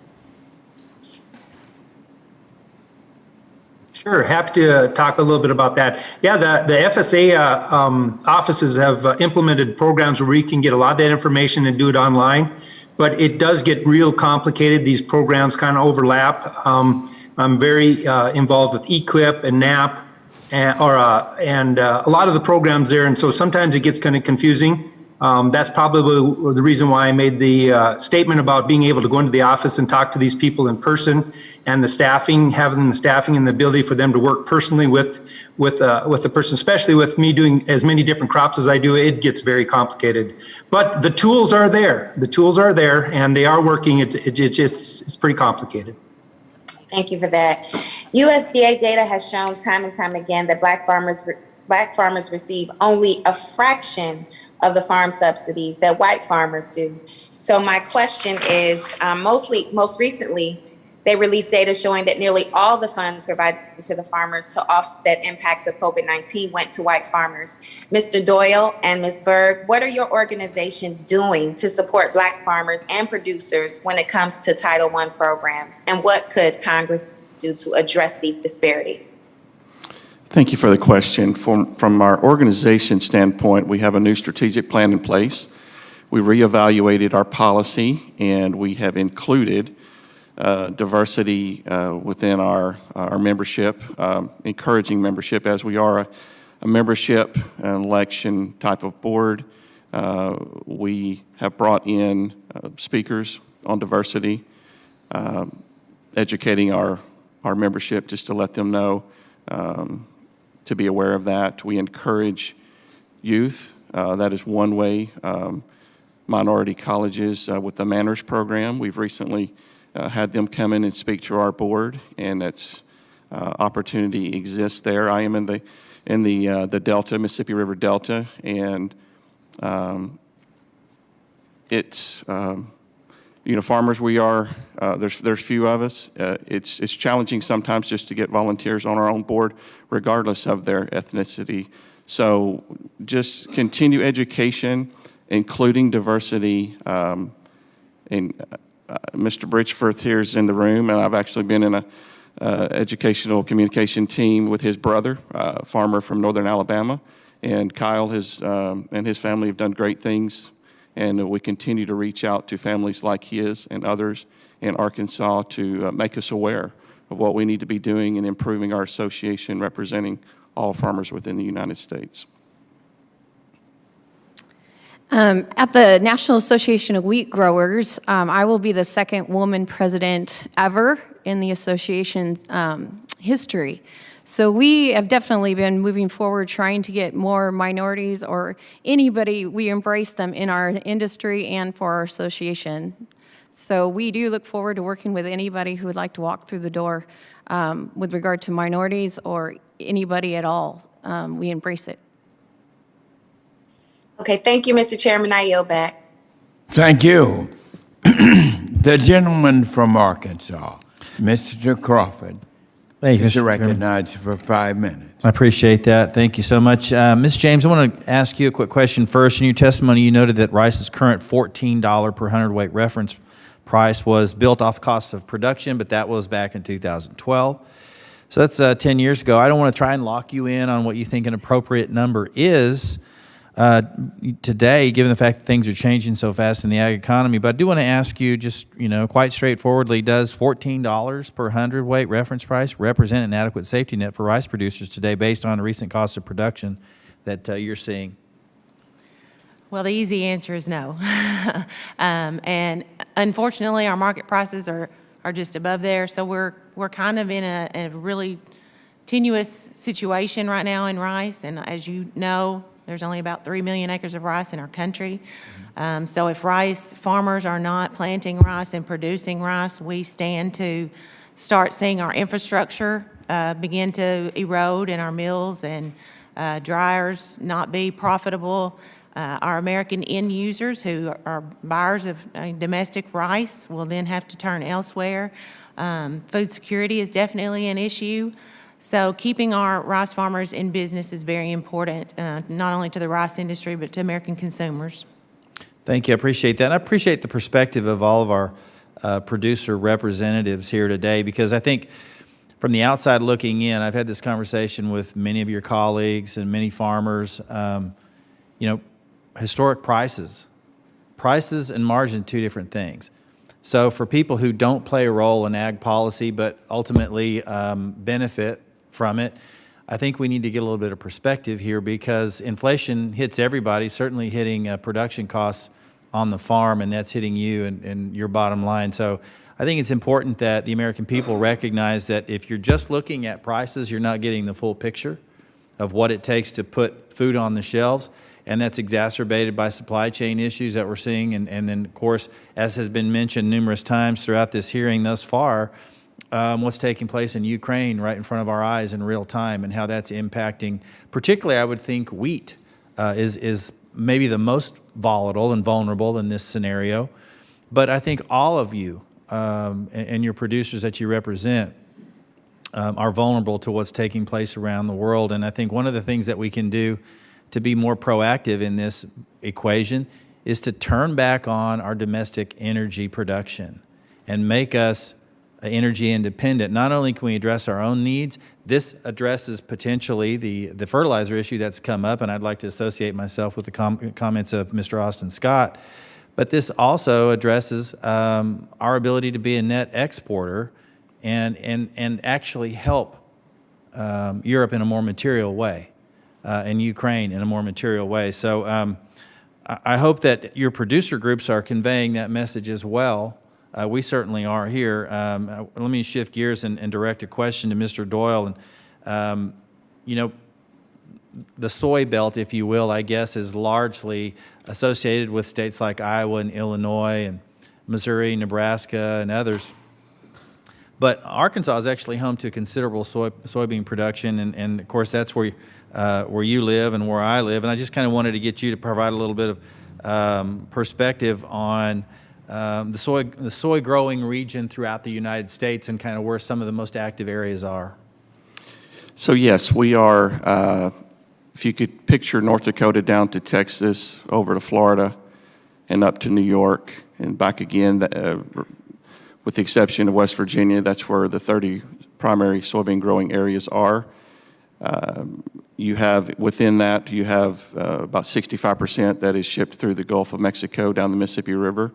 You have about 25% that travels by rail from the northern states to the Pacific Northwest and are offloaded on the West Coast. And then you have some in Virginia nearby, and the St. Lawrence Seaway is now being looked at as an alternative route for shipping due to the container shortage. So it's about 3.1 million acres in Arkansas. I believe we are number 9, and it's interesting, and on the FFA seal, corn is represented there as a universal, and that may be true. And it's all respect to our corn growers, but I would think soybeans probably are almost universal as well, wouldn't you?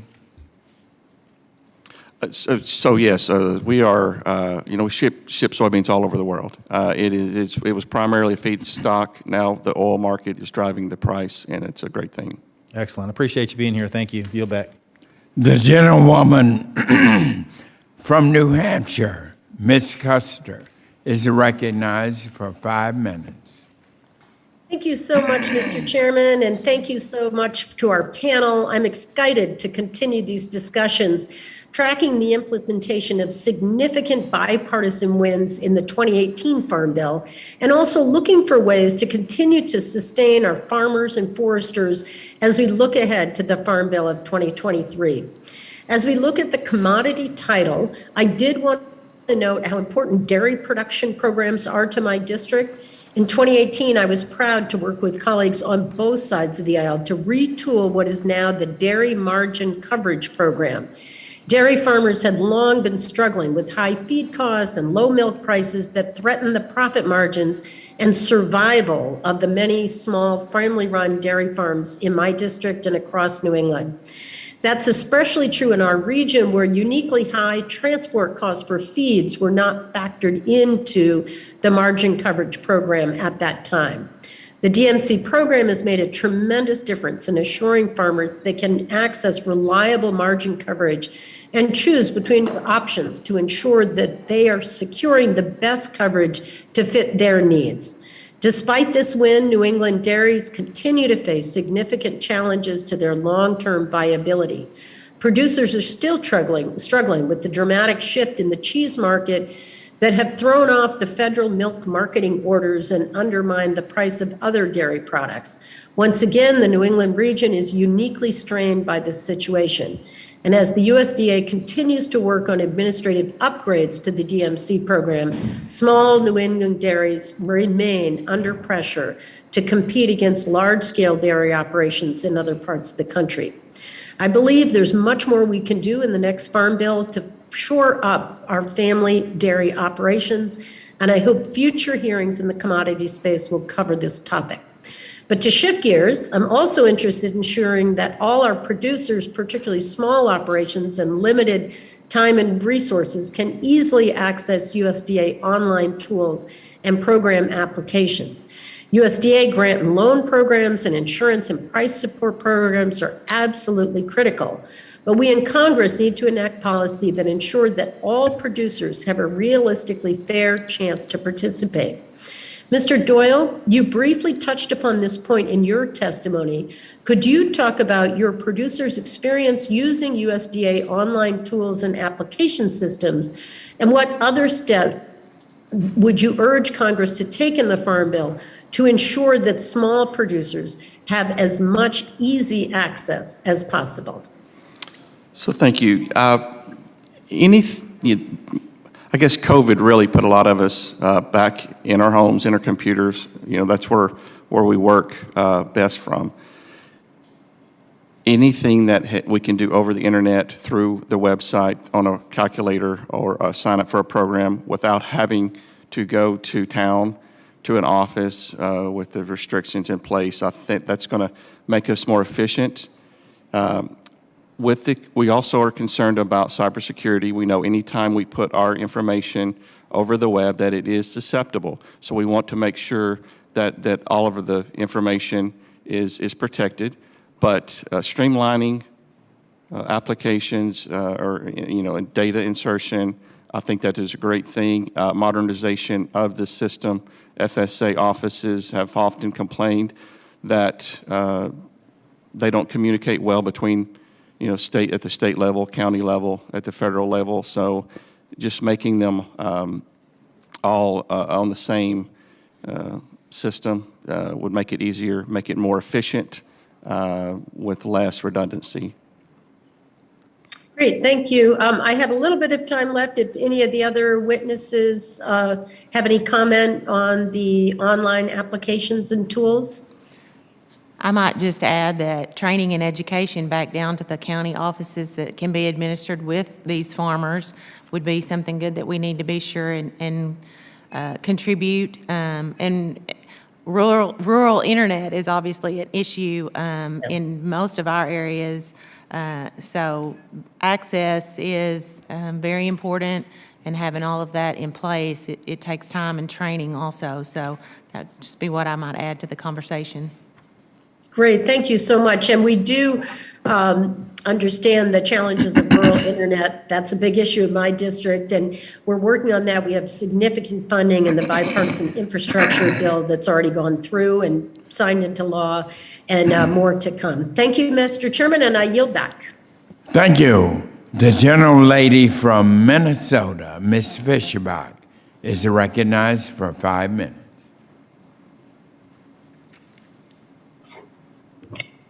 Well, thank you very much, Mr. Chair.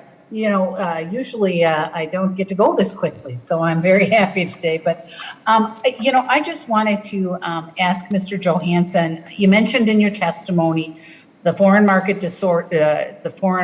distortions as they relate to sugar production around the world. And as you know, I have large sugar production in my district. And when I talk to critics of the sugar program, they seem to fail to realize that weakening the program will put producers in my district and across the country at a competitive disadvantage around the world simply because of the government distortions. And would the sugar program be needed if it weren't for these government distortions around the world?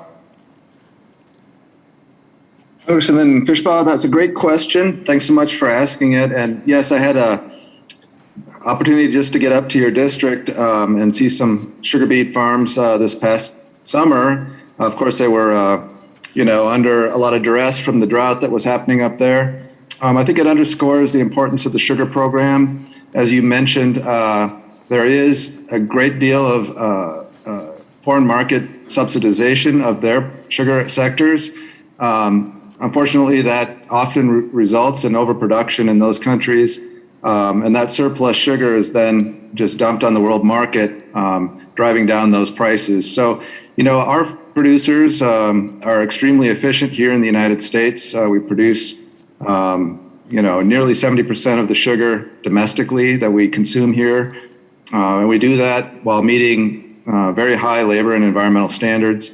It's just not the case that other foreign countries are doing the same in all cases, and certainly on a level playing field. And I know some of your colleagues have, and you have supported legislation that effectively says if other countries are willing to discontinue their oversubsidization of their sugar sectors, that we would also take a look at our programs.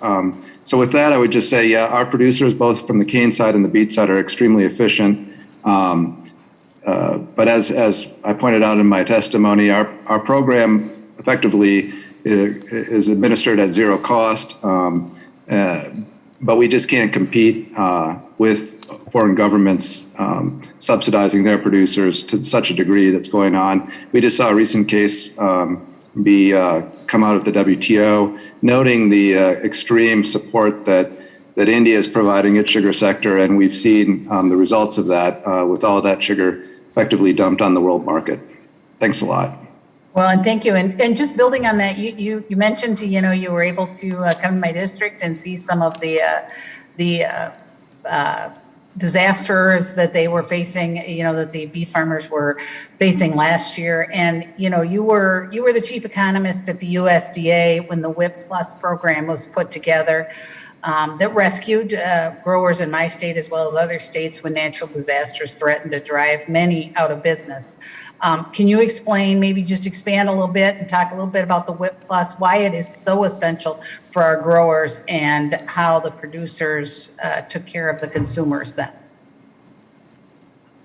Yeah, of course, we would say producers would prefer to have a good harvest and market their product as opposed to relying on government programs. But in cases such as we saw with the WIP Plus program back in 2018 and 2019, we had just such a severe hit to the sugar beet industry with the freeze that went on up there, that untimely freeze that froze a lot of those beets in the ground. And we saw recently, this year, Hurricane Ida slamming into Louisiana. So I would just say that the WIP Plus program has been effective. Our producers have utilized that program when it's been there, and they've been eligible for those losses. Of course, as I noted, the 2022 freeze down in Florida is not authorized for WIP Plus at this time. But ultimately, that program, or if the committee looks towards WIP, working on the WIP program to make it maybe a standing disaster program or something like it in the next Farm Bill in a way that doesn't interfere with crop insurance. Of course, that, as everybody here on the panel has noted, is really underlying the safety net for a lot of their operations. So we would certainly be receptive to working with the committee on that. And again, I thank you for all your support, certainly in getting that program up this year, and certainly for future disasters that just fall outside of the regular crop insurance safety net sort of regime. Having something like WIP Plus has been very effective for our producers. Thank you. Thank you very much, and I appreciate your answers. And I would just like to thank the chair for holding this hearing today. And with that, I yield back. Thank you. And now the gentleman from Illinois, Mr. Rush, is recognized for 5 minutes. Mr. Rush. Thank you, Mr. Chairman, Yes. for this extraordinary hearing, and I want to thank all the witnesses for their participation. Mr. Chairman, I've spoken before in this committee about how my grandfather, who was a farmer in southwest Georgia, and indeed I was born on his farm. And my grandfather, like too many black farmers over the last 100 years or so, ultimately lost our farm. And I'm concerned that not much has changed, Mr. Chairman, for black farmers over the last decades. According to a review of USDA data, nearly all of the funds provided to farmers to offset the current impacts of the pandemic COVID-19 went to white farmers. To any of these extraordinary witnesses, what policies will you recommend to the committee to rectify both the historic and also the current discrimination that is too often faced by farmers of color? And specifically, will you include increased transparency of those very subsidies that are so vital to America's farmers and to black farmers in your recommendation? Any witness? Mr. Rush is asking any witness to respond to the discrepancy in the receiving of financial assistance for our black farmers. Would any of you care to respond to that?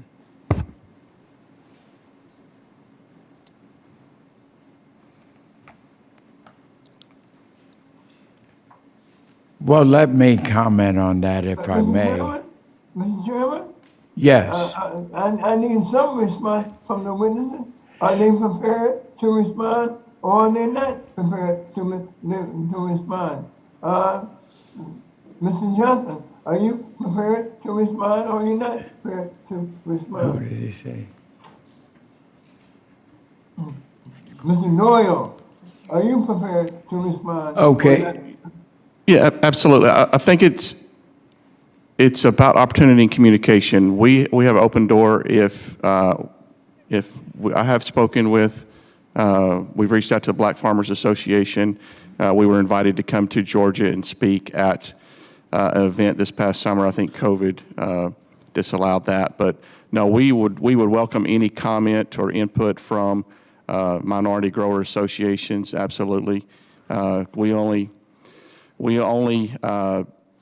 speak to the issues that our farmers, bring to us, the most important things. And absolutely, I would put minority farms. Arkansas have several friends. I only have a few minutes. Ms. Murray, will you respond? Are you prepared to respond to my question, or are you unprepared? Yes or no? I think, Ms. Berg, he is referring to you. Could you clarify the question for me, please? Okay, let me just. I can't hear him very well. I think that what he's asking, Ms. Berg, if you could share with us what efforts you all are making in order to assist in the efforts to lift up our black farmers more emphatically, because our black farmers, by every financial economic indicator, are way behind because of past and present racial discrimination. And so what Mr. Rush is asking is, what are you specifically and other members doing to address this? Are there any plans or any activities that any of you have to assist us in this situation, to rectify the situation financially that's impacting our black farmers? So one of the things that we do in our wheat industry, we represent 20 states across the country. We're always looking for new states to come on board to be part of our membership and to be part of the decision-making process that we do for the wheat industry. The other one is we reach out to USDA, and they have quite a few programs out there that like, whether it's beginning farmers, minority farmers, and so hopefully we support those programs to help improve grower education. Right. Mr. Being black is not a state, all right? So this is not a state-by-state issue. Being black is not a state. It's a condition, it's a reality, it's a racial description, but it's certainly not a state. Mr. Rush, what we're going to do, each member can be able to provide a written statement to you on this. And I appreciate your inquiry on a very important issue, and all of our witnesses may respond in writing if you have specific things to address Mr. Rush's concern. And now I recognize the gentleman from California, Mr. LaMaffa, for 5 minutes. Thank you, Mr. Chairman. First up front, I want to thank you for your moving tribute and prayer for our good friend, Mr. Hagedorn. Yes. He's a really good man, and his loss hurts around here a lot. Good man. From the first time I met him in our building there, so I appreciate everybody's kindness towards his memory and for his wife and Jennifer and family. So yes. With that, I want to just launch right in here. I've been a lot of places today, so I want to get with Jennifer James here from Rice. She had earlier testimony about the PLC, the price loss coverage, and also that the other program, agricultural risk coverage, can actually be a little better, a little more flexible when worked with other commodities. And so would you like a little more time to expand on how the flexibility to switch between the two programs is helpful? Well, in Arkansas, I have elected the PLC during the entire Farm Bill, and I'm not as familiar with the California rice growing and their choices in the Farm Bill, but I can speak to the PLC and its importance. Definitely in the Mid-South rice growing region. It has allowed many rice farmers to stay in business during this time as our prices have been very depressed. And we are going into an area where the input costs are extremely high. My friends in California are probably experiencing some of the highest in the rice industry at this time. So we really cannot stress enough that the safety net and these reference prices, this is our safety net. The crop insurance program is important to us in certain instances, but the safety net, the PLC program is vital. So as we are seeing incredibly higher input costs, I mean, it looks like fertilizer for my co-op at home is up at least 80%, and we tried to get our fuel tanks topped off at the tune of at least 50% more in cost from a year ago. So, so what you're saying is increasing the reference price is going to be extremely helpful towards getting through this next phase for rice, and I imagine the other commodities too, right? Yes, sir, that would be correct. And we're working to try and figure out the data behind all of that. Okay, so is that something that'll be pretty forthcoming here, the data on that, so it can be implemented in our discussions?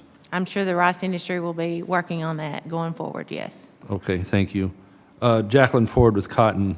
An issue for rising input costs affecting cotton as well is that's, I guess, across the whole range, somewhere reaching 25 to 40% when you blend fertilizer and fuel and other inputs in there in cotton as well. And maybe that's low. You can correct me on that too. What do you think this Ag Committee can be thinking about and incorporating into these Farm Bill discussions in just input costs, and what kind of reality we're going to have in the Farm Bill to better reflect going forward the issues we face? I think just taking margins into consideration. Increased reference prices is good, but also with the increase, we just never know what war and what, the COVID pandemic brought our input costs up. So I think considering margins when you're making those decisions for us. One of the things we're driving for immediately is we feel our energy costs can be brought back into line somewhat if the United States is producing its own energy and not relying on Middle East or high-cost energy, high-cost electricity, and all that. My home state of California, electricity is going to continue to go through the roof as generation is taken offline. We had 2 nuclear power plants not that many years ago. We're going to have 0 soon. Hydroelectric dams are under threat of being taken out. I'm not sure where these input costs on energy are going to be able to come into line with that kind of policy. So I appreciate that. Now, Nicole Berg from Wheat Growers, and I think this isn't just applying to wheat payments as well, but in your experience, it sounds like it's taken 1.5 years after a crop is harvested for wheat payments to make it to the grower. So that lag can be obviously really tough for cash flow and for making payments, and even farmers on the edge might see that they might be going out of business waiting for that payment. Please what do you say about that to fix it? Yeah, during the WIP Plus appropriations, it's in the appropriations, and we are now working on the disaster for 2020 and 2021, and we're now in 2022, and USDA hasn't really even finished rulemaking yet. So we're hoping that with more expedience in rolling out these programs through USDA, it would help us farmers, help us in that time of need during that disaster, and not just, a 2 year later and people are going out of business. Unbelievable, yeah. Well, hopefully with most COVID nonsense behind us, we'll be sharpening these issues up a little bit. Mr. Chairman, I thank you. Yes, thank you. The gentlewoman from Illinois, Ms. Bustos, who is chair of the Subcommittee on General Farm Commodities and Risk Management, is recognized. now for 5 minutes. Thank you very much, Mr. Chair. Let me jump right into this. The 2018 Farm Bill requires the use of crop insurance yield data as the first source of data in the ARC program. So my questions are to Mr. Doyle and to Mr. Edgington. And if there's anybody else who wants to chime in, please feel free. But for the two of you specifically, has the use of crop insurance yield data improved how ARC has functioned? Mr. Doyle, we can start with you. Yes, absolutely. I think it has. It's more accurate data. I believe averages, as you know, farms yields from high to low across soil types and fertility levels. So that crop insurance tied back to an FSA number is definitely more accurate, in my opinion. Thank you, Mr. Doyle. Mr. Edgington, if you can answer. Yeah, I totally agree with Mr. Doyle, and you know we've made a lot of strides on the crop insurance world, talking to the Farm Service Agency offices and how this all works for the farmers as they produce yields and provide the information to the various resources that need it. And so we are definitely making strides. I think it's an area that we can continue to improve, though, because technology is helping us in that area in a lot of ways. Okay, very good. Anybody else want to chime in on that question? All right, if not, let me move on to my next question. And again, this will be for Mr. Doyle and Mr. Edgington, for starters anyway. The USDA has undertaken efforts to streamline the acreage reporting process for producers who participate in the Title I commodity programs and in federal crop insurance. Has this streamlining initiative worked, and has the reporting process been simplified for producers? And Mr. Doyle, you first, please. So, you know, I think COVID has put us in a challenging year for the last couple of years. So we haven't had a lot of face-to-face conversations in the FSA office. Anything that makes reporting easier, more accurate, less redundancy, I think will help us enter the programs that we so need to more efficiently and effectively. So I would say the verdict's still out for us, but I applaud the improvements to reporting. Yeah, and, I agree with him on that. And, one of the areas that I think we've been challenged on, and COVID's been trying to maybe show us some things to work on, is the age grouping that we have with farmers and how they're comfortable in reporting. There's a generation just a little bit older than Brad and I that are, there's days I'm not very comfortable with the computer, but I certainly do better than the generation that's thinking about retiring.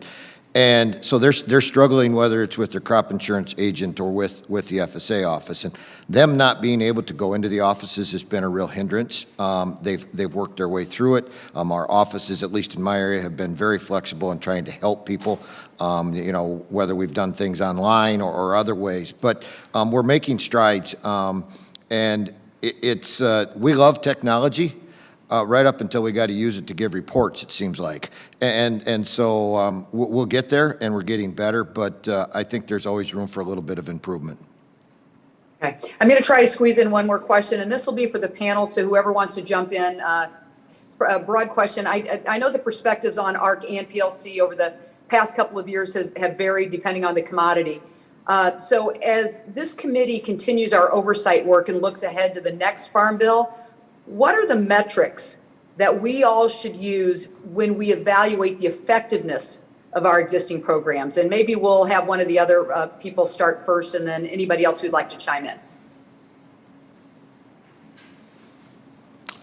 I think we definitely need to address reference price because it's been mentioned several times here, but it's also important to remember that we don't want reference price to dictate the planted acres. We want to use it as the safety net, but we don't want it to drive or change our decisions from year to year.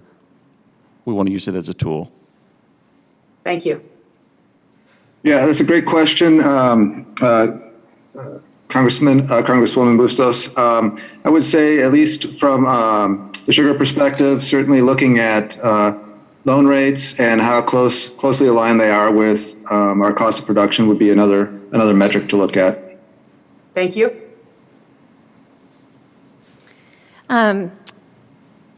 Madam Congresswoman, I think one of the things in the wheat industry we would like to do, we work on such thin margins, and we don't necessarily want to make a bunch of money, but we want to at least try to break even on these safety net programs and try to keep our family farms in business. So I guess I would look at definitely the bottom line of how much do we make or how much don't we make, and how we plan for our risk management process.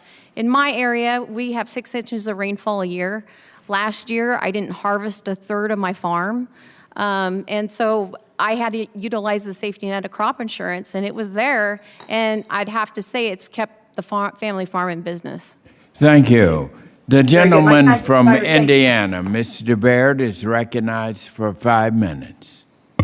Thank you, Mr. Chairman, and I too would like to start off by expressing my loss for my friend, Mr. Hagedorn from Minnesota. You know, his insight and his wisdom really contributed to this committee and his home state of Minnesota. So I just want you to know I do miss him. Aside from that, Mr. Chairman and Ranking Member, I really appreciate having this hearing. I appreciate us getting started on the Farm Bill, and I appreciate all the witnesses sharing your insight with us here today. So the one thing I want to start off with is, and maybe all of you can respond to this, but Mr. Doyle, you know, I keep hearing in my area, Indiana, that they feel the safety nets almost have to fall too low before they actually kick in and really give any kind of a safety net. And so as we look at the ARC and the PLC and otherwise relatively successful programs, I think, do you feel that the reference prices have adequately kept up with the market trends and the input costs and your overall break-even cost for production? And if not, how do you feel we as a committee should look at those reference prices, and how should they be evaluated? Thank you for the question. I think Purdue University has a break-even cost of around $11.07 for soybeans per bushel, and the current reference price is $8.40. As been mentioned here several times today about the input costs, we as farmers make most of our decisions the fall prior to planting. We make a budget as we need to, but a lot has changed since then, so our profitability is at risk now.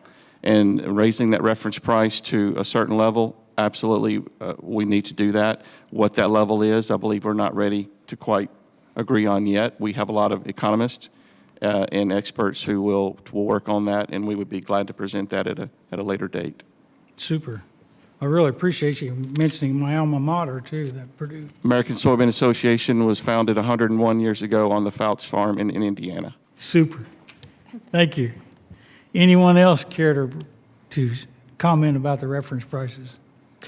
So, you know, the corn growers are just kind of getting started in their whole process, and we're really grassroots. I mean, we start down at the county level and it goes to state, and next week at Commodity Classic, there'll be a lot of discussion around a lot of this. But we've also done surveys and questions because there are regional differences even with corn production. So, Yep. you know, it's an area that is still under study for us because you ask a really tough question of what should the price be. If we had a stable market every year that it's whatever this is, that's an easier discussion than the volatility that we live in, both on the input side and on the products. So it's a very challenging discussion, and we will definitely be taking some time to analyze where we should be at. I appreciate that very much. I've got 1 minute and 51 seconds, so I have 3 more. If any one of you 3 want to comment, I'd appreciate it. I'd be happy to chime in. For the rice industry, I think I've mentioned it several times that the reference price is not working for us. And I know we're looking forward, but currently the 21 PLC is going to be about 1/3 of the 2020. And for the 22 crop we're about to plant, it appears we will have no PLC, but the market is just slightly above there. So we're in a very tenuous area trying to make those planning decisions going forward. And so it's very important to the rice industry. Thank you. We got 1 minute and 8 seconds. On behalf of the cotton industry, I can tell you that we're very similar to Mr. Edgington, where we have people meeting regionally, and because cotton is huge too, and cotton in Texas is different than cotton in Georgia, and cotton in California is different than cotton in Georgia. So we're listening to all of our different sectors and getting everybody's input, and all of that. Probably it'll be the end of the year probably before we have all of those ideas and interest organizations combined to get our recommendations. Thank you. Any others?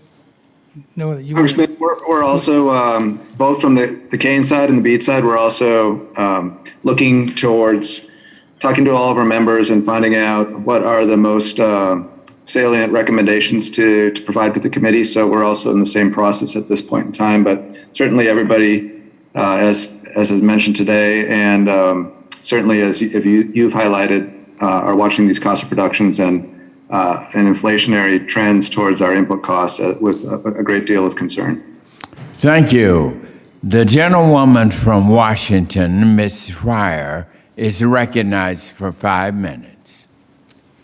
Thank you, Mr. Chairman, and welcome to all of our witnesses.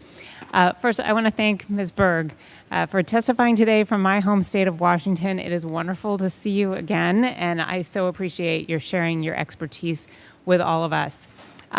I was going to focus on the wheat industry today, and so I have a couple questions for you. Let me just set the stage by saying that Washington state produces close to half of the nation's soft white wheat, which is very special, and approximately 90% of that is exported. In your testimony, you noted that the wheat market has been like a roller coaster lately over the last few years, with severe weather events, trade disagreements, the pandemic, supply chain issues disrupting normal operations, even having China decide that they're going to grow their own wheat and not have any imports some years. I've been hearing from growers in my district about the challenges of getting their crops overseas due to supply chain disruptions, mostly caused by exploitative practices of foreign-owned shipping companies, and that mainly affects hay and wheat. In recent months, I've been hearing the opposite side of this about supply chain disruptions in the other direction, raising the cost of inputs as a result of the similar processes. So, Ms. Berg, I just thought I would ask in a general sense, in light of the ongoing drought in the Pacific Northwest, higher input costs, the supply chain issues, I wanted to just ask generally how Title I Farm Bill programs are working. And if they're not working well, what are you hearing most from the farmers in your area? Well, thank you, Congresswoman, and I want to thank you for all your hard work with regard to containers and shipping issues, because I know you've been a champion for our state working these issues for us farmers. I guess what I'm hearing in the state is with regard to USDA programs is we are definitely in a change of staffing at USDA with regard to people are retiring. We have new people coming on board. And so with these retirements, I think that there needs to be definitely training for quality assurances in administering these programs. And then I do look forward to the day we can go back into the offices and actually meet with folks. Over the online work, it has worked. Some farmers are grumbling because they're farmers. We don't want to be behind a computer. We want to go into the office and have somebody help facilitate us signing up for programs. And so that's kind of what I hear on the countryside. You addressed my volatility issue that the wheat industry has. I think it needs to be brought out that a third of the wheat production in the whole world, comes from Ukraine and Russia. So we look like we're going to have definite volatility. Last week we were up limit and then we're down limit. So I definitely see this as a huge volatility issue for our industry with regard to price. Thank you for commenting on both of those issues. First, I will tell you that it feels like we're really close to being able to do things in person. We're here in this committee room, not in masks, in this hopefully long period of being able to feel safe. And And we feel that same angst. None of us like to be behind computers all the time. I was going to ask, since you touched on Ukraine and Russia, you are looking at this as uncertainty and volatility. Is there any benefit for exporters from the United States to be able to help alleviate and fill these gaps, alleviate hunger around the world? I hope there is. I hope this becomes an opportunity for American farmers and American wheat farmers with regard to a little bit of disruption with regard to supply and demand kind of concepts as we move forward. But the wheat industry also, we don't want to see people in war. Right. And so we don't necessarily want them to have a hardship either for their country and their region. And this would be specifically filling temporary gaps. So thank you, and thank you for those comments. We agree. As we look ahead to the Farm Bill, are there some ways specifically that we can sustain some necessary changes for you in addition to that gap you talked about, 1.5 to 2 years of getting funding reimbursed? Are there other ways that we can help? I think streamlining, I know that it was discussed earlier today, streamlining the process would help farmers. Also in education and outreach to farmers of when's the sign up. I think we could do better in promoting and working with, maybe it's the wheat growers, helping promote the message of get in and sign up. I think that would be an important. The witness could continue with a written response to her. Thank you very much. And now the gentleman from Iowa, Mr. Finstra, is recognized for 5 minutes. Well, thank you, Chairman Scott and Ranking Member Thompson. You know, my district is the top ethanol producing district in the entire nation. Biofuels are a low cost, low carbon complement for other fuel sources, and it can be net carbon negative in the next several years. Biofuels are good for the environment, they're good for our farmers, and they're good for our consumers. We've all seen how Russia chose to needlessly attack Ukraine, and the consequences of this will be significant to our agricultural community and even the Farm Bill. Today, the U.S. imports 206,000 barrels of crude oil from Russia every single day. This must stop. We must become energy independent, and biofuels are ready to fill that gap, both domestically and overseas. Mr. Eddington, thank you for being here from our great state of Iowa. It's a great pleasure to see you. I appreciate your testimony. You mentioned in your written remarks that 5.3 billion bushels of corn was used for ethanol in 2021, and there is more capacity to increase fuel production beyond that. To what extent can the ethanol energy increase energy independence, and how can the Farm Bill partner with the industry's goal to provide this opportunity where we can be energy independent through biofuels? Representative Feenstra, thank you for that question. You know, ethanol is a fantastic product, and it does two things. It provides energy and it cleans the environment. Greenhouse gas reductions are, you know, the latest studies are coming out over 50% reduction compared to traditional fuels, and we just keep getting better. And so it kind of covers two things. Energy independence, we immediately have more of ethanol that's available, sitting in tanks that could go into cars and vehicles today and tomorrow. You know, E15, we lost that on a year-round basis on what is a very interesting wording situation. We could get that back, at least on a temporary basis. That would definitely put more fuel into the supply that's domestic. It's here already.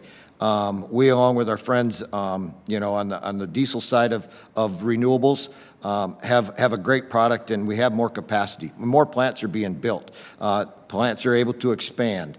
And we currently use, you know, a little over 5 billion bushels of corn for ethanol production, but we're putting up almost 1.5 billion back into the livestock feed as actually a higher quality product. So it's really a great situation that we've got with corn and the ability with ethanol to simply help let the United States be more energy independent on its own. Yeah, I agree 100%. Mr. Doyle, sort of the same question with biodiesel, right?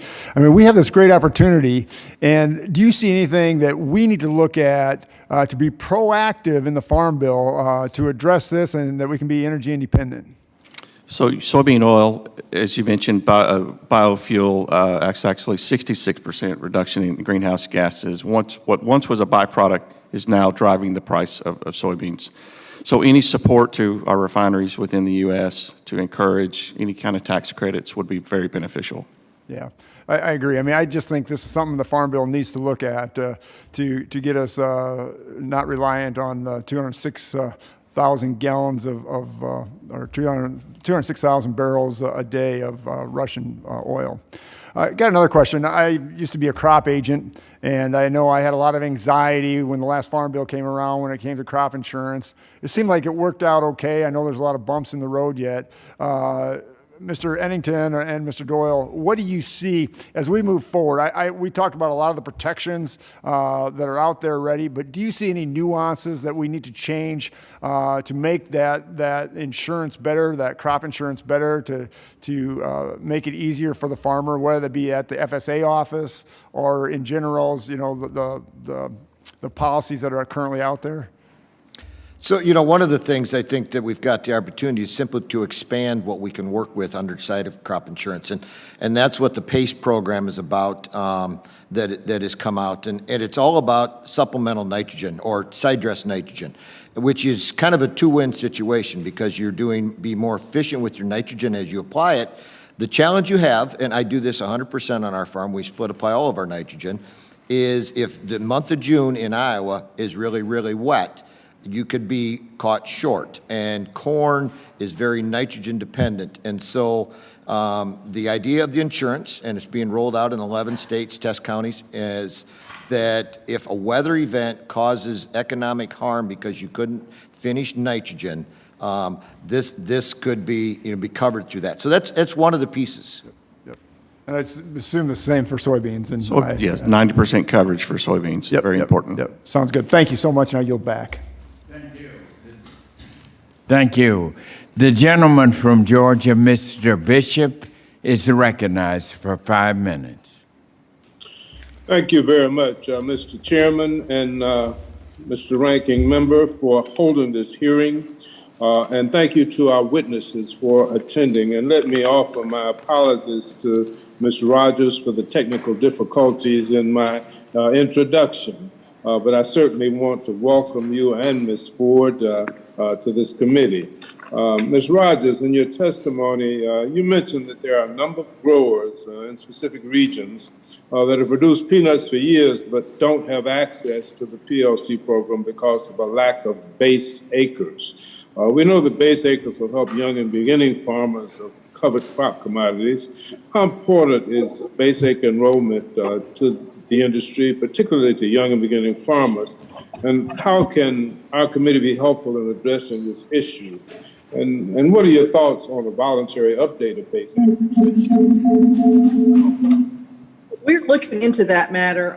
Definitely, we have a number of growers that would benefit from an update of base acres, but there's some other options as well. And we are economists looking into that, looking into the different options and the cost of those options and the ways that we can help those growers, but not be detrimental to the growers, because this affects all growers and lots of commodities and lots of the U.S., as you know. So we are hoping that in the future we can work with the committee to come up with a solution to address this base issue.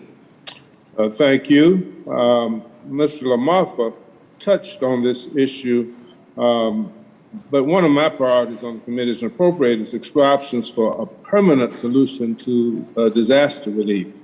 Though it continues to be elusive, there are improvements that really can be made. And of course, the stopgap measures like ad hoc legislation has been indicated creates delays, but we have to find a way to expedite the process.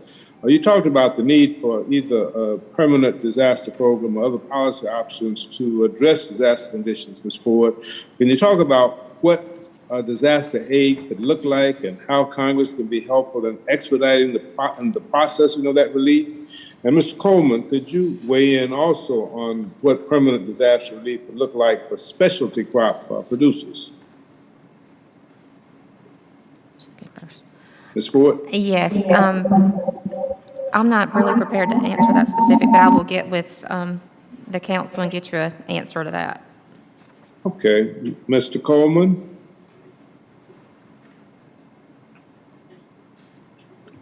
I'm not really prepared either. The one thing that I will say about the crop insurance is what we're finding with these specialty crops is our proven yields.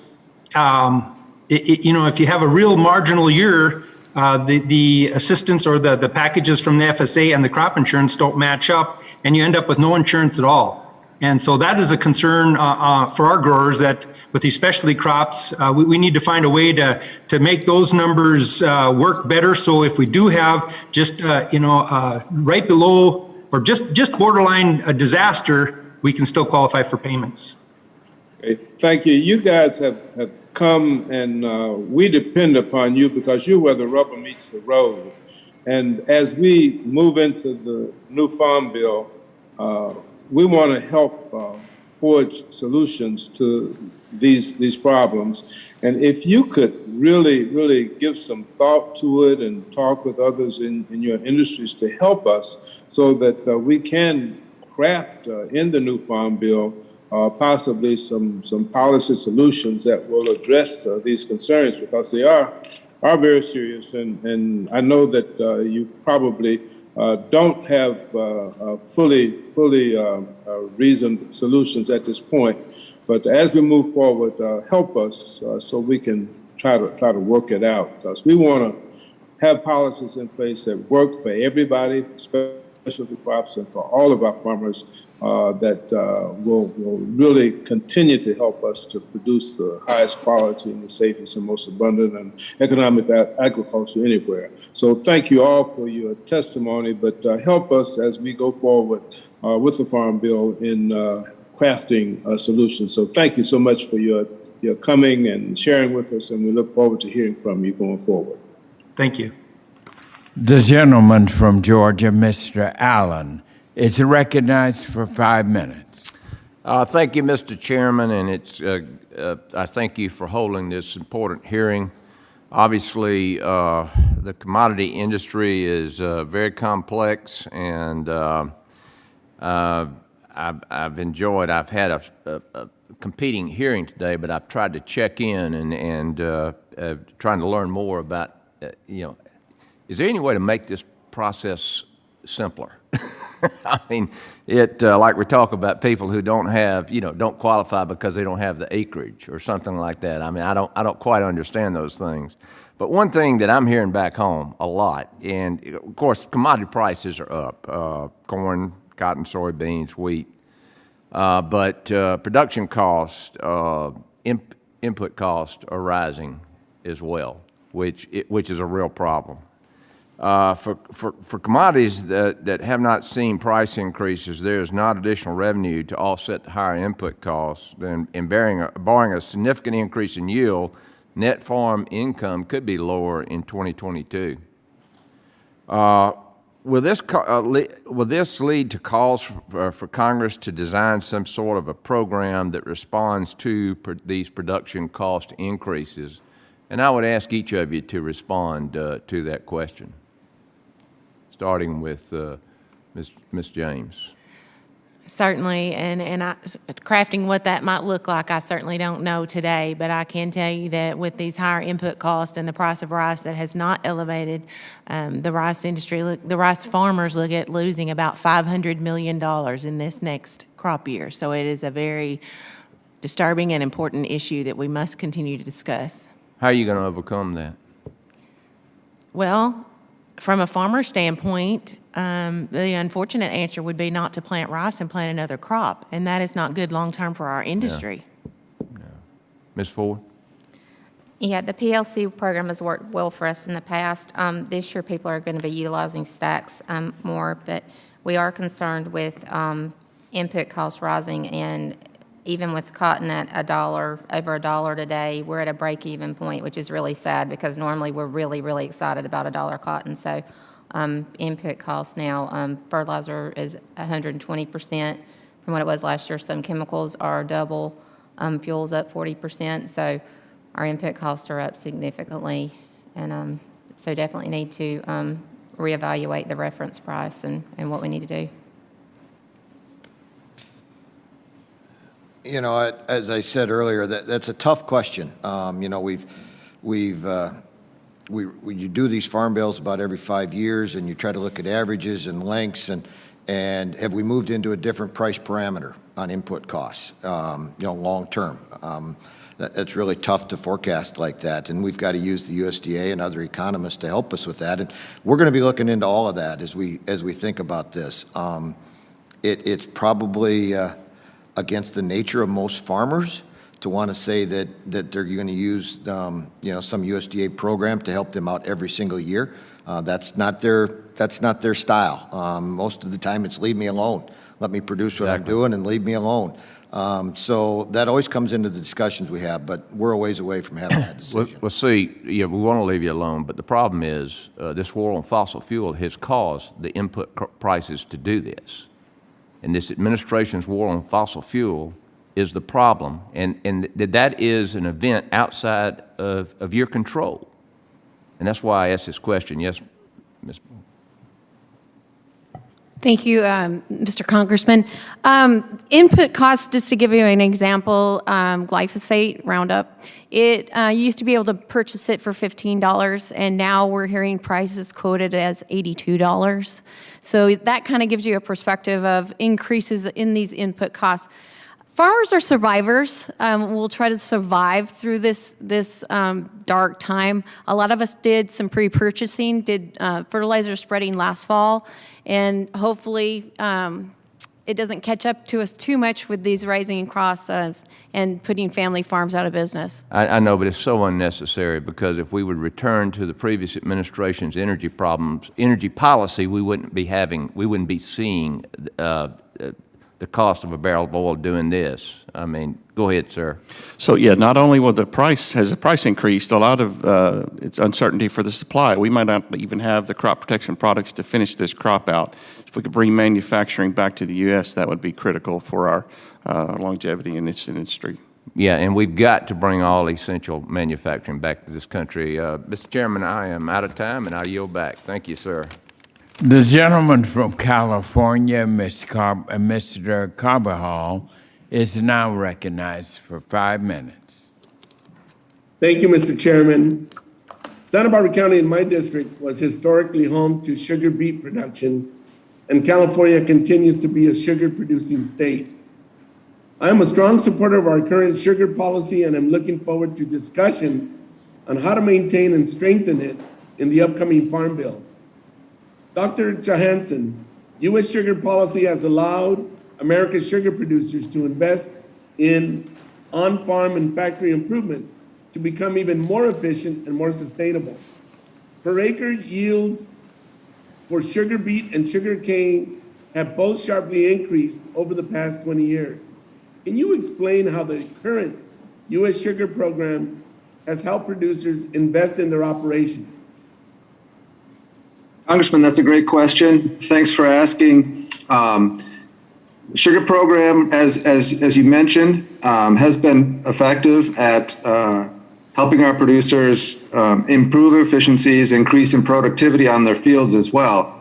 As you mentioned, over the past 20 years or so, we've seen production increase by about 16% for both sugarcane, sugar beet production in the U.S., all while farming 11% fewer acres. And that's just a testament to general ingenuity on the part of our producers. We've heard about a lot of that today here on the committee. The American farmer is the most productive and most efficient at responding to challenges, and we're seeing that play out on our sugar beet and sugar cane farms across the country. The current policy, as I mentioned earlier, is extremely important, even though it comes at no cost to the taxpayer. It's operated at zero cost for for the last, or 17 of the last 18 years, and of course, forecast to cost $0 going forward for the next 10 years by USDA. It's extremely important because of the issue that we see in the global sugar market being so distorted by foreign country over-subsidization of their sectors and the dumping of that sugar on the global market, which drives down costs, the price of the global sugar prices to below the cost of producing that sugar. And of course, that's something that would effectively drive our producers out of production if that program wasn't supported by the committee. And we look forward to certainly your continued support on the committee and looking at strengthening that safety net going forward as part of the other commodities as well. Looking at trying to align our supports, whether that be loan rate or the other programs that have been talked about today, better with cost of production and input costs. Thank you, Dr. Johansen. I'm sorry for screwing up your name there. I apologize. With the COVID-19 pandemic impacting our supply chain and disrupting so many sectors of our economy and agriculture industry, can you share with me how these challenges have impacted the domestic sugar industry? That's another great question. Thanks for asking. Of course, COVID-19, the pandemic, has affected all producers and all their markets, both here in the United States and certainly we've seen abroad. And of course, the conflict that we're seeing between Russia and Ukraine is obviously going to be putting a lot of energy markets, fertilizer markets, and commodity markets in turmoil. Over the past couple of years, certainly our sugarcane and sugar beet producers have been cognizant of this issue and have put in place safety measures at all of our mills, refineries, processing facilities to safeguard all of our employees, and we've done a very good job of that. Certainly, we've been concerned with labor in general. It's a big issue for us as it is for a lot of the other commodities that are represented here. And we're continually trying to both provide safe working conditions for all of our employees, but also secure labor, whether that's through the guest worker programs or other labor sources here in the United States. Of course, the labor market's extremely tight right now. We certainly would support and look towards Congress to working on the issue of improving labor supply. But ultimately, with the pandemic, yes, hopefully, as has been mentioned, we're coming out of that, returning to more normal conditions. Would look forward to hopefully joining you next time in person and would be able to provide additional responses in writing later. Thank you. Dr. Johansen. I'm out of time. I go back. And the gentleman from South Dakota, Mr. Johnson, is recognized for 5 minutes. Thank you, Mr. Chairman. I want to dive a little deeper into the line of questioning that Mr. Bishop had. And I know as we talk about ad hoc disaster relief or maybe moving toward a more permanent program, we think about the interplay with crop insurance. That's obviously most clear. But I guess I want to start with Mr. Boyle. Some of the other testifiers didn't have strongly held opinions on Mr. Bishop's question, but I want to give you an opportunity, sir. As we think about disaster relief, are there Title I interactions that we should be thinking about vis-a-vis the next Farm Bill? Your thoughts? So I think we need to see how it's designed. It would depend on how it's designed and what its purpose is. We, as soybean farmers, rely heavily on crop insurance. 90% of soybean producers partake in crop insurance. So that is the number one vital tool. As I mentioned earlier, ARC and PLC have been used very little over the last few years. But I think we're always open to some sort of protection beyond what is the norm. So we would be in support of a program. When disaster comes up, we appreciate the ability of this House Ag Committee and our government to come in, step in, and support us when needed. Because many of those disasters are out of our control. We never planned for them, and they can devastate the family farm operation, in one single crop year. So, Mr. Doyle, does American soybeans, do y'all have a policy on whether you prefer ad hoc disaster relief or maybe a new permanent program? A new standing program, rather? Not really. I mean, we go to the Farm Bill. That is our go-to.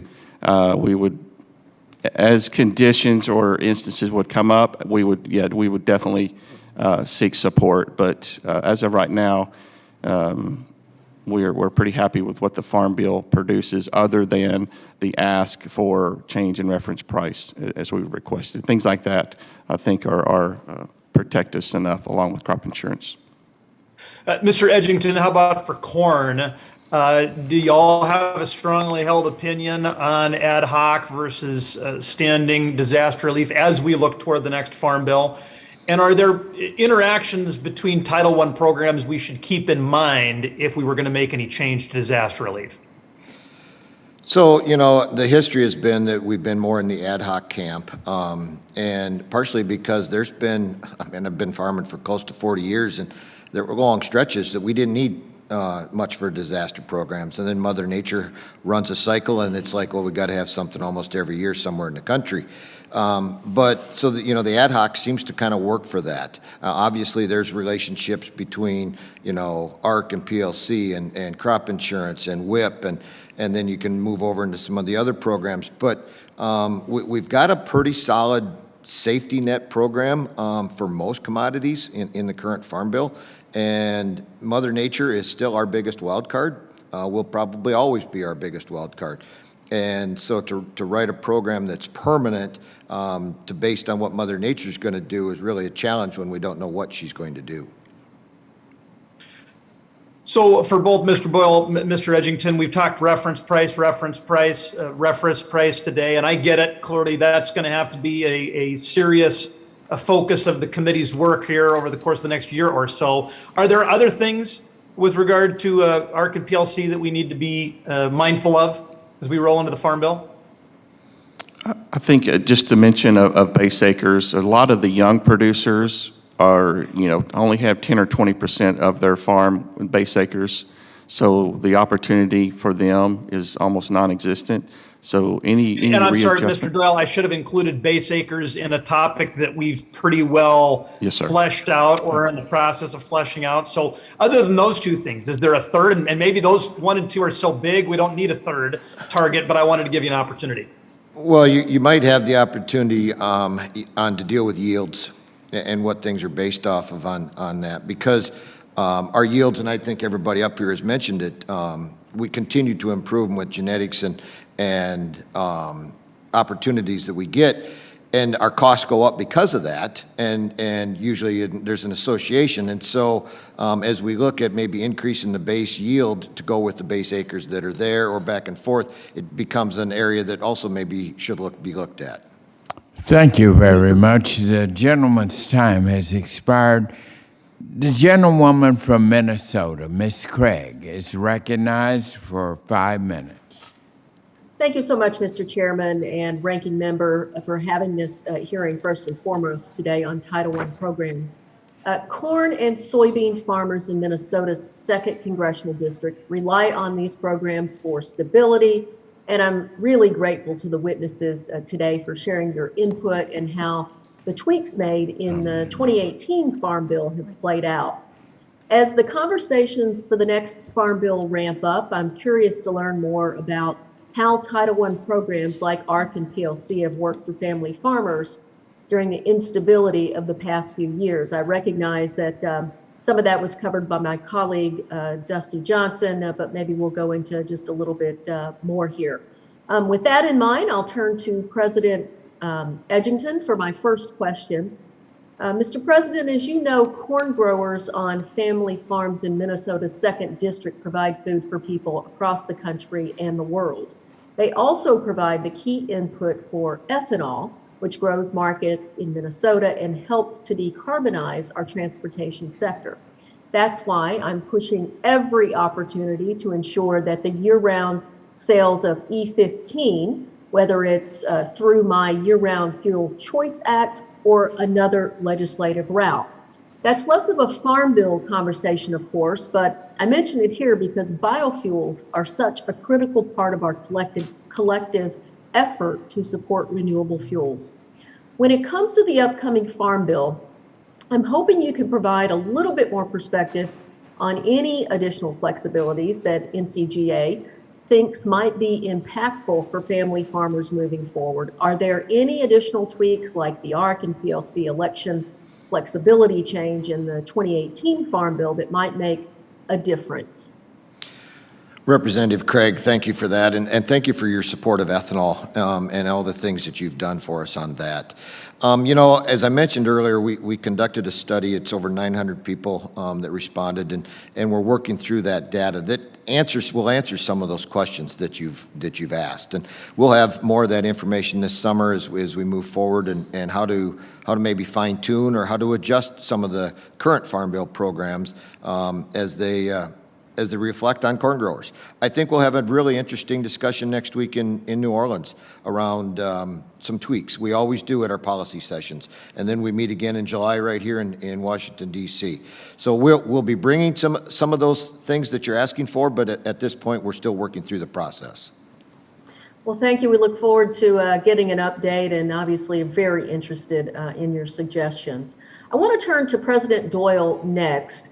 President Doyle, thank you so much for your comments and focus on the role that the ARC and PLC reference price for soybeans is playing in decision-making for bean growers. The fact that the last time a PLC payment was triggered for soybeans was 2005 indicates a lack of responsiveness in the program, especially when some soybean farmers experienced negative margins for their crops during the 2018 and 2019 trade wars. With that in mind, can you speak to what ASA thinks might make sense for a reasonable reference price? It's, you know, soybean prices are driven by supply and demand, and right now the prices are good, driven by demand.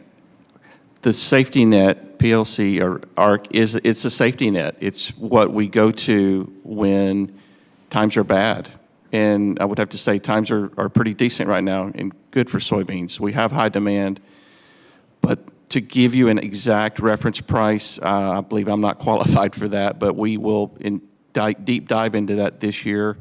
As I mentioned earlier, Purdue set a break-even price around $11. You know, somewhere near that may be where we need to be. We have, I think, sufficient data coming in. We'll continue to have talks with our state affiliates, and we need all of that data to come in along with with buyers and see what long-term demand and supply will be, and hopefully we can shed some light on what would be a more fair and safe reference price for soybeans. Thank you so much, Mr. Doyle. Let me just ask real quick, any other Farm Bill updates you'd like the committee to consider? I think for soybeans, Minnesota is one of the strongest on crush. Any support of oil and renewable fuel standard would be beneficial to our industry. Awesome. With that, Mr. Chairman, I yield back. Thank you. The gentle lady from Louisiana, Ms. Letlow, is now recognized for 5 minutes. Thank you, Chairman Scott and Ranking Member Thompson, for holding this very important hearing to review the key commodity support programs authorized by the Farm Bill. And I just have to say, I love seeing so many women in agriculture witnesses. And as many of you know, agriculture is the backbone of my district and is one of the largest economic forces for the area. From rice to cotton to soybeans to sugar, all which are represented here today, my district has been blessed with the fertile soil to grow just about anything. In fact, according to the USDA Census of Agriculture, my district alone accounts for 49% of total agriculture sales in the state. It's the hardworking farmers, ranchers, and forest landowners throughout my district that I'm proud to represent on this committee, and drafting the next Farm Bill needs to remain at the forefront of our vital work going forward.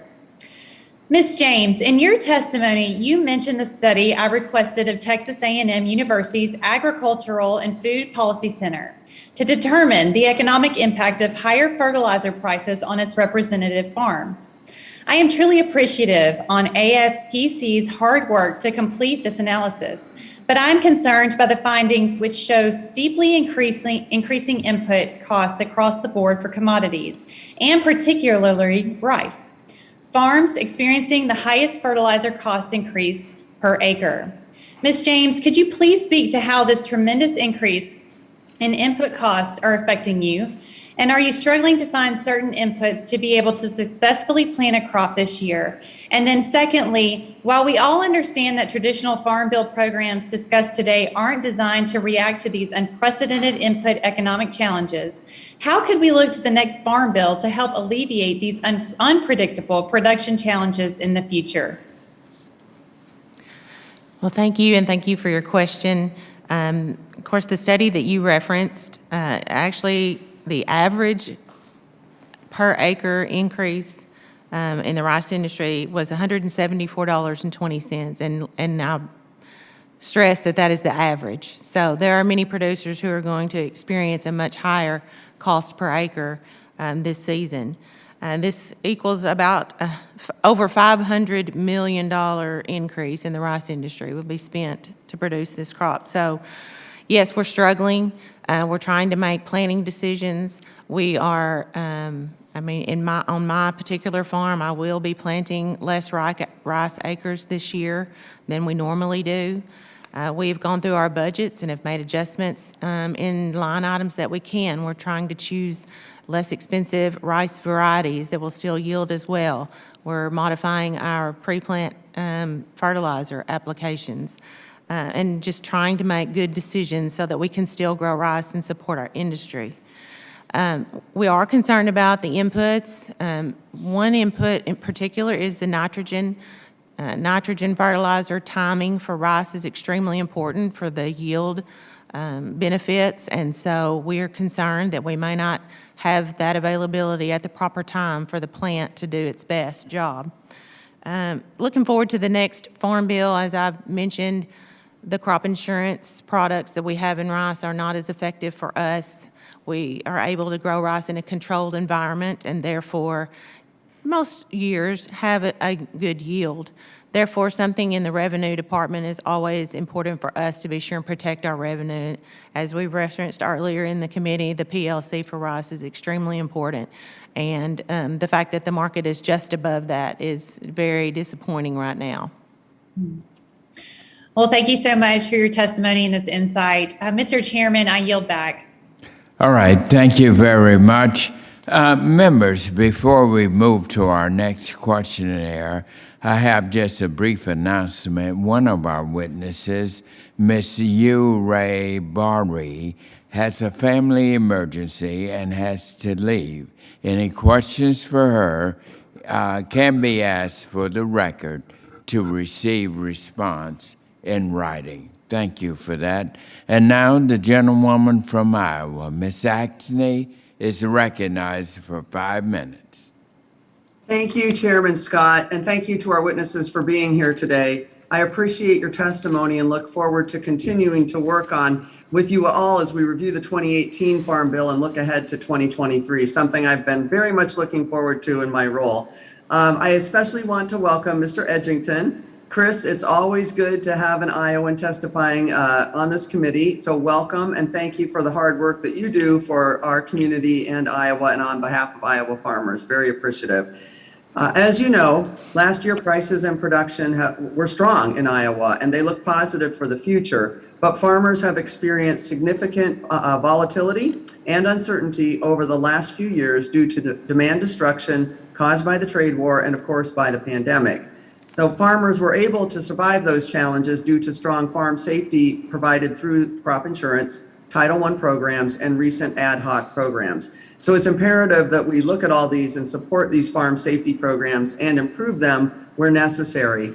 So a couple questions along this line. Mr. Edgington, as you noted in your testimony, farmers now have the opportunity to decide between ARC and PLC each year, rather than making a multi-year decision. Do you believe that that change in annually as opposed to multi-year has helped benefit our farmers? I do think that's a good choice because of the volatility.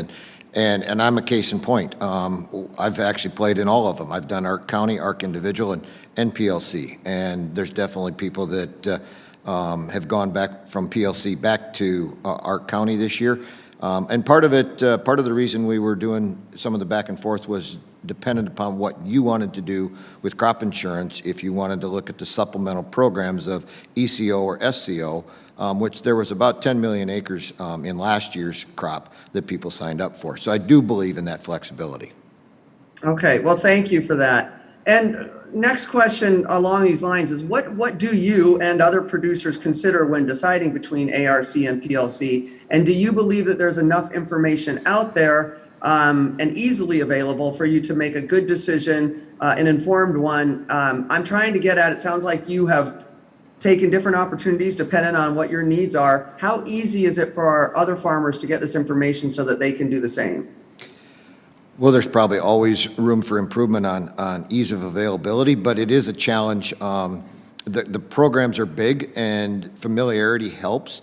And that's why actually I really hope that we continue with that in the next Farm Bill, because people are finally getting comfortable about exactly what these programs are and how they work for them individually. There's online tools that help. The university extension offices were very useful when these programs were originally rolled out. They, along with the FSA offices, worked together, especially in Iowa. I assume the other states were similar as people try to work through those programs. But there are big decisions, and the challenge oftentimes is you're forecasting the future. And when you do those, and so you take your best experienced decision and move forward with that. Okay, so is there anything that you think we should be looking at adding? Any push marketing out to farmers, anything that we can be in front of them with this on a regular basis? You mentioned that the ISU extension was really helpful at the beginning of the program. Is there anything you think we should be doing ongoing to make sure farmers are aware? You know, one of the things I think was mentioned earlier is maybe a reminder. Farmers are busy. They're doing their day jobs. And yes, signing up for government programs is part of our day job. But it's something that slides through the cracks quite often. I've seen that happen in our operation, where you've got to make a decision and it's like, wait a minute, it's already that time?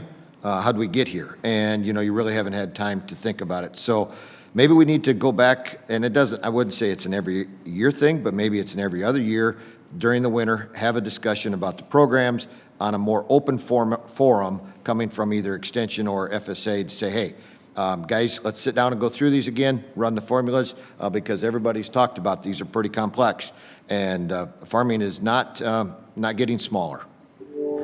Well, thank you for that. I very much appreciate that, and hopefully we'll reach out to you and maybe get some thoughts on that from my team so we can put that into place. I couldn't agree with you more. Really appreciate your time today. I have other questions, but my time's coming near to an end here, so I'll thank you so much and yield back. Thank you. The gentlelady from Florida, Ms. Comack, is now recognized for 5 minutes.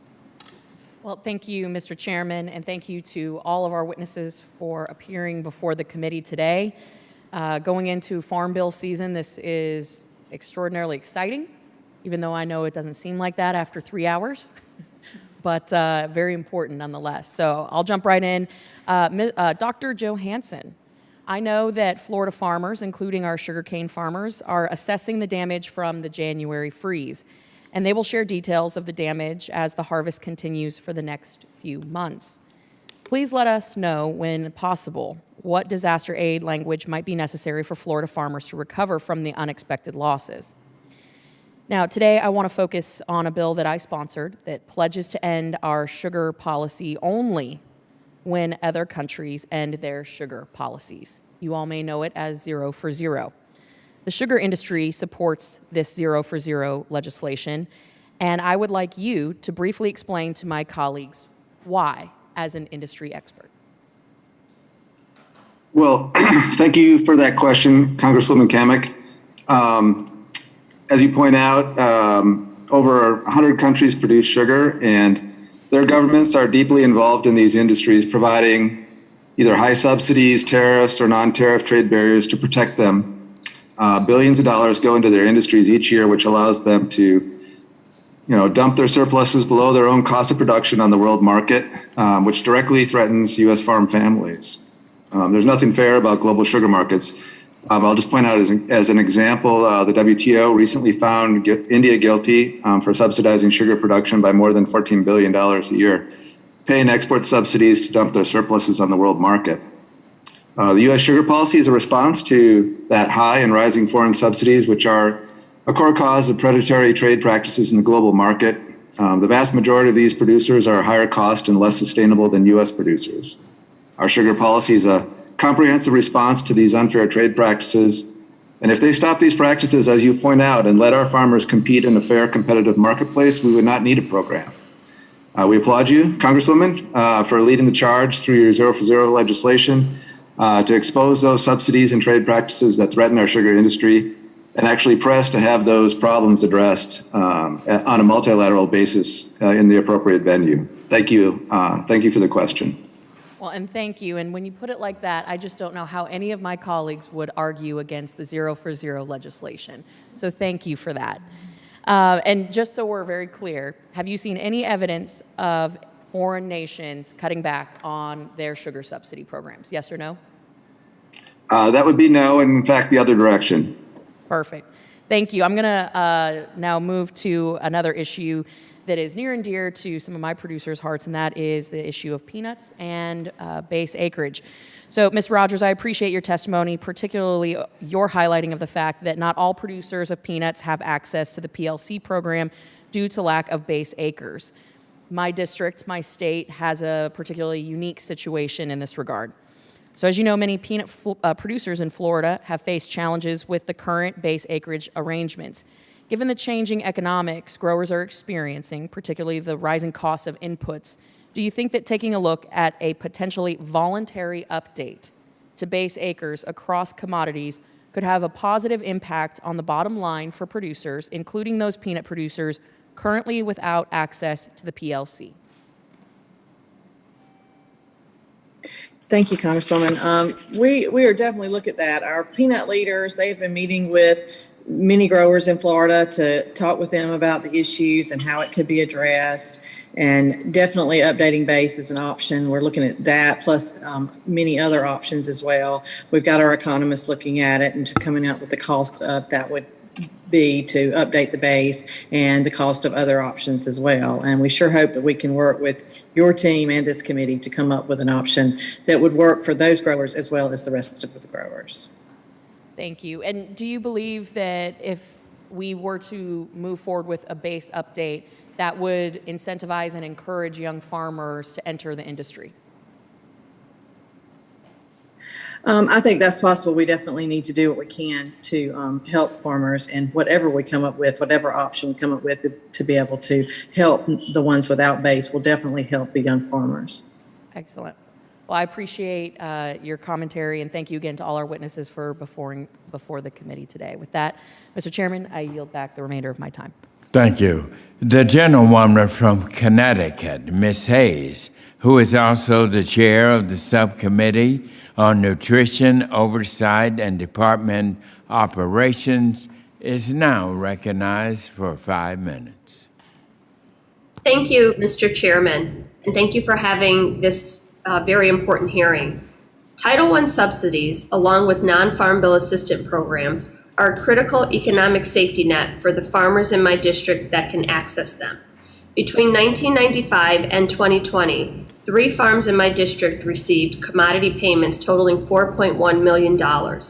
Compared with some of the other regions represented on this committee, that's pennies. And while these programs are based on acreage, it is still concerning to me that our smallest farms, those that have the tightest profit margins and least assets to fall back on, may be benefiting less than large corporate farms and the largest family farms. That disparity is even more concerning when you consider the increased input prices we have seen over the past year. Many of your testimonies mention these concerns and the negative impact they are having across the agricultural sector. That strain is multiplied tenfold for a small family farm. The largest Title I payments to farms in my district were agricultural risk coverage payments for corn. So, Mr. Eddington, as president of the National Corn Growers Association, can you provide some insight on how those payments function for the smallest farmers? So, it's a function of the process and acres and yield.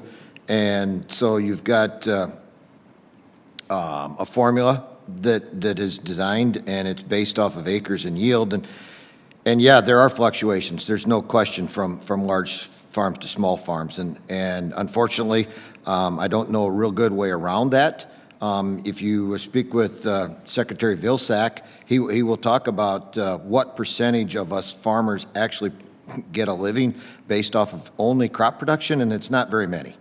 And while people say that large family farms are a challenge, I live in part of a large family farm, and when you break it out on an individual basis, we're not that many acres per producer inside of our operation. And so it's always something to be looked at, but it's currently a function of acres and yield. Do you think that it's equitable between small family farmers like those in my district and some of the larger corn producers? So, when your question about equitable, are you saying on a per acre basis or in the total dollars going to the operation? Because if you take two operations and one's got 150 acres of corn and one's got 1,000 acres of corn, but their base acres and their yield are the same, on a per acre basis, they will be very equivalent. On an overall operation, there will be a difference.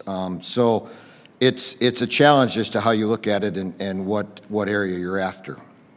Got it. Thank you. In your testimony, you talked about how the USDA should continue to find more ways to reduce the reporting burden on producers. Can you elaborate on the burden felt by producers being required to visit the FSA office, and how might that burden be decreased? Well, one of the ways we talked about was how you handle crop insurance and reporting to the RMA as well as reporting to the FSA. In a lot of cases, it's a dual process, and there should be a way to streamline that. Now, I'm fully in favor of using the USDA acres because they are the most accurate out there. If you use farmer technology numbers, there is some variance. RMA, in my area at least, uses FSA numbers because they know that's the most accurate. But there should be a way that it could be a one-stop, either I'm going to go visit the FSA office and RMA gets those numbers, or I'm going to go visit my RMA agent if he's closer, and FSA gets those numbers. I think there's an area we could get some efficiency improvements. Thank you. I think we've heard the same thing across multiple programs. And lastly, for whomever on the panel would like to weigh in, I've heard a lot from people in my district regarding input prices and the increased cost of fertilizer. While this is very concerning in the immediate term, there may be other conservation practices that could mitigate the need for fertilizer long term. Specifically, planting cover crops may also improve the nutrients in soils that are available for crop production, potentially reducing farmers' dependence on chemical fertilizers. From your perspective, did higher fertilizer prices lead farmers to plant more acres with cover crops over this last winter? Absolutely, I believe so. It was a driving force, especially for soybean farmers, very beneficial to plant cover crops, and we certainly encourage that. Thank you. Thank you for your time and your thoughtful answers, Mr. Chair. That's all I have. I yield back. Thank you. And now the gentlewoman from North Carolina, Ms. Adams, who is also the vice chair of the Committee on Agriculture, is recognized for 5 minutes. Thank you, Mr. Chairman. Thank you to the ranking member as well for hosting the hearing today, and to all the witnesses, thank you for being here. The commodity support programs discussed today primarily assist basic commodities such as corn, rice, and cotton. However, socially disadvantaged and minority farmers tend to produce fruits, vegetables, and graze livestock. Therefore, socially disadvantaged and minority farmers are not able to take advantage of the bulk of funding and support programs. Improving access for all agricultural stakeholders to the assistance programs that fall under commodity support programs is a priority for me. And I look forward to working with my colleagues on this issue as we move forward on the Farm Bill. So, Ms. Ford, in your testimony, you mentioned the need for market loan programs to be automated. So have any of your members, especially socially disadvantaged farmers and ranchers, expressed challenges in accessing the technology or navigating the application process for commodity support programs? We are advocating that everybody use more technology. And right now, we're working with the National Black Growers Council currently on just more involvement and more minority involvement overall. So have you had any one of those express the concerns that I've just mentioned?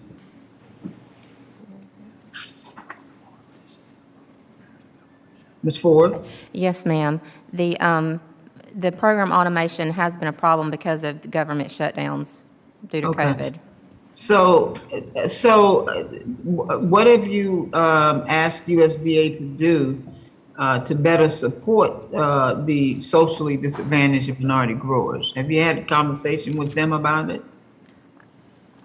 I have not personally, but that is something that the National Cotton Council is working on, is more outreach and more communication. All right, Mr. Edgington, a condition for eligibility for marketing assistance loans rests on the ability to store commodities, a current problem due to supply chain issues caused by the COVID-19 pandemic. So have your members expressed any concerns regarding the eligibility or capacity to store their product? You know, storing corn is maybe a little different than others because we work in such a large volume. And our infrastructure for corn has been pretty solid. You've got a local co-op network system, you've got a regional delivery system, or you've got on-farm storage. There always can be challenges, and obviously the supply challenge that I hear about is maybe not from the loan side and the USDA, but from the supply side is, can I get the materials to build a new storage bin to hold the crop? And so we definitely have supply chain challenges inside the corn industry, as I think everybody at the table would say. And so we are hoping that we can get back to a new normal on supply chain, but nobody knows what that is. Okay, Dr. Johansen, according to a review of USDA data, the top 10% of farm subsidy recipients receive almost 80% of all farm subsidies, while the largest 10% have received on average more than $560,000. The bottom 80% received an average of about $8,000. So considering these economic disparities, do you support reasonable payment limits and means testing for farm subsidies? Congresswoman, that's a great question. I think it had been pointed out here earlier, about between 10 to 15% of farms produce about 90% of the food marketed here in the U.S. That means there's a lot of other operations out there that are also engaging in crop production and livestock production. They're just at a smaller scale. So that explains one component of that distribution of payments that you just mentioned. Obviously, means testing and payment limits are firmly in control of the committee you're on there. I know that Congress has looked at this issue many times over the past and has convened various committees, some of which include, for example, the office I used to work in at the Office of the Chief Economist. I think we have seen some reports coming out from those efforts. So I would imagine that this will be something that you all look at with the new Farm Bill upcoming. Thank you, sir. Mr. Chairman, I'm out of time. I yield back. Thank you very much. And now, the gentleman from Florida, Mr. Lawson, you're recognized for 5 minutes. Thank you, Chairman Scott and Member Thompson, for holding this meeting. It's a very important meeting as we deal with the new Farm Bill. And I want to welcome, and as most of them have welcomed, all the participants that we have in in the meeting today. My statement, which I want some clarity on, is in the 2018 Farm Bill included increased loan rates for most covered commodities, including sugar loan rates at around 1% pound, around 1% a pound. Dr. Johnson, you mentioned in your testimony that the increase did not keep up with inflation or the rising cost of production of sugar. What should be done to the sugar loan rate to make them a more effective tool for sugar producers, and why should this be a priority? Congressman, that's a great question. I think as everybody on this panel has talked about, cost of production, input costs are rising quite a bit, certainly since since last April, since last May, when we saw inflation really taking off, and that's been affecting all commodity production. Sugar cane and sugar beet certainly have been feeling that as well. And of course, in the last 2 months, we've seen this conflict in Ukraine also pushing up prices for a lot of our inputs.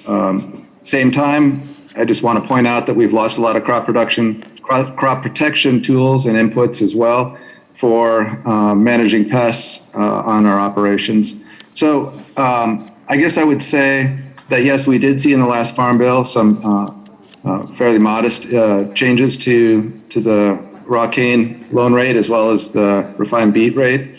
Certainly, I know our producers and our members are looking at providing recommendations to the committee as we go forward, and we're still in the process of pulling those lists together, and certainly we'll be providing that as we get closer into this year. As you have continued discussions, would be happy to follow up with those. But I think what I had mentioned in my testimony was that it's clear that the loan rate is not matching current cost of production. Current input costs have been going up. I think that would be something that folks would echo here. Of course, sugar doesn't participate in an ARC PLC. So we've had a lot of discussion about that as well. Talking about reference prices, it's much the same with respect to reference prices and current costs on the operation. So again, thanks for the question, and certainly we'll be looking forward to putting forward our recommendations a little bit further into the summer here as we continue to meet and develop what those might be. Thank you very much, Dr. Johnson. As a congressional member of Florida, I know how important it is for disaster assistance quickly and effectively be distributed to farmers and the producers. The question here for all witnesses, for your commodities, what would a permanent disaster assistance program look like, and how should it work in conjunction with the current authorized Title I program? Well, let me just say real fast, and I'll let my other panelists from the other commodities chime in. This is a question that we've talked a little bit about today. Certainly, I think one thing that everybody's interested in seeing is if there are additional standing disaster program developments in the next Farm Bill, that they be ones that are consistent with crop insurance, that maybe also do encourage additional coverage potentially, as well as looking at some commodities that may not be as well served by the current crop insurance products. Some commodities, maybe specialty crops, certainly sugarcane and sugar beet, would like to see some additional improvements in some of those products available to us at a more reasonable price. But I'll see if other panelists want to add to that.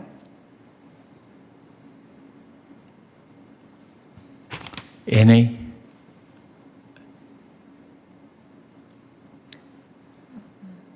Mr. Chairman, I guess no one else want to respond. With that, my time is running out. I yield back. Thank you, Mr. Lawson. And ladies and gentlemen, this brings our hearing to a close. And I can't thank you enough. Our committee can't thank you enough. Your wisdom, your guidance, your testimonies have been just extraordinary and very helpful to us. The input you've shared with us today is so critical to our committee's effort to oversee this Farm Bill. We're in the 2018, and as we prepare for the next Farm Bill, 2023, and we want to thank you for that. Farmers across our nation now are they have experienced so much, and we must respond and make sure that our farmers, our producers, have all of the means necessary to do the critical job that we're calling upon them to do. Our food supply is critical not only to us, but the entire world. And as we look at and as we examine the impact that this Russia evil business is doing in Ukraine, it impacts us drastically. And we have got to resolve our nation, our leadership, the leadership of the European Union, and all over this world. We've got to raise a loud voice and stop Russia from doing and continuing this evil work, killing women and children indiscriminately. It's enough to break our hearts. But we've got to understand the role that we have in providing the food supply, most critical. There's no nation on earth that has this weight on the shoulders of their farmers as we do, because we have the world's greatest and most impactful agriculture system. And so we want to thank you so very much again. And over the coming weeks and months, I look forward to continuing to engage with you and all of our stakeholders on the options we should look at for our next Farm Bill. But you have shared with us what works and what does not work. We're on a journey here, and it's an exciting one, but it's also one where the world is indeed depending upon our agriculture system to be strong. And we're committed to doing that. And you all have helped us greatly today. And from the bottom of my heart and the hearts of those of us on this committee, we thank you for taking time out of your busy schedules to share with us your valuable testimony. And now, under the rules of the committee, the record of today's hearing will remain open for 10 calendar days to receive additional material and supplementary written responses from the witnesses to any questions posed by a member. And now, this hearing of the Committee on Agriculture is adjourned.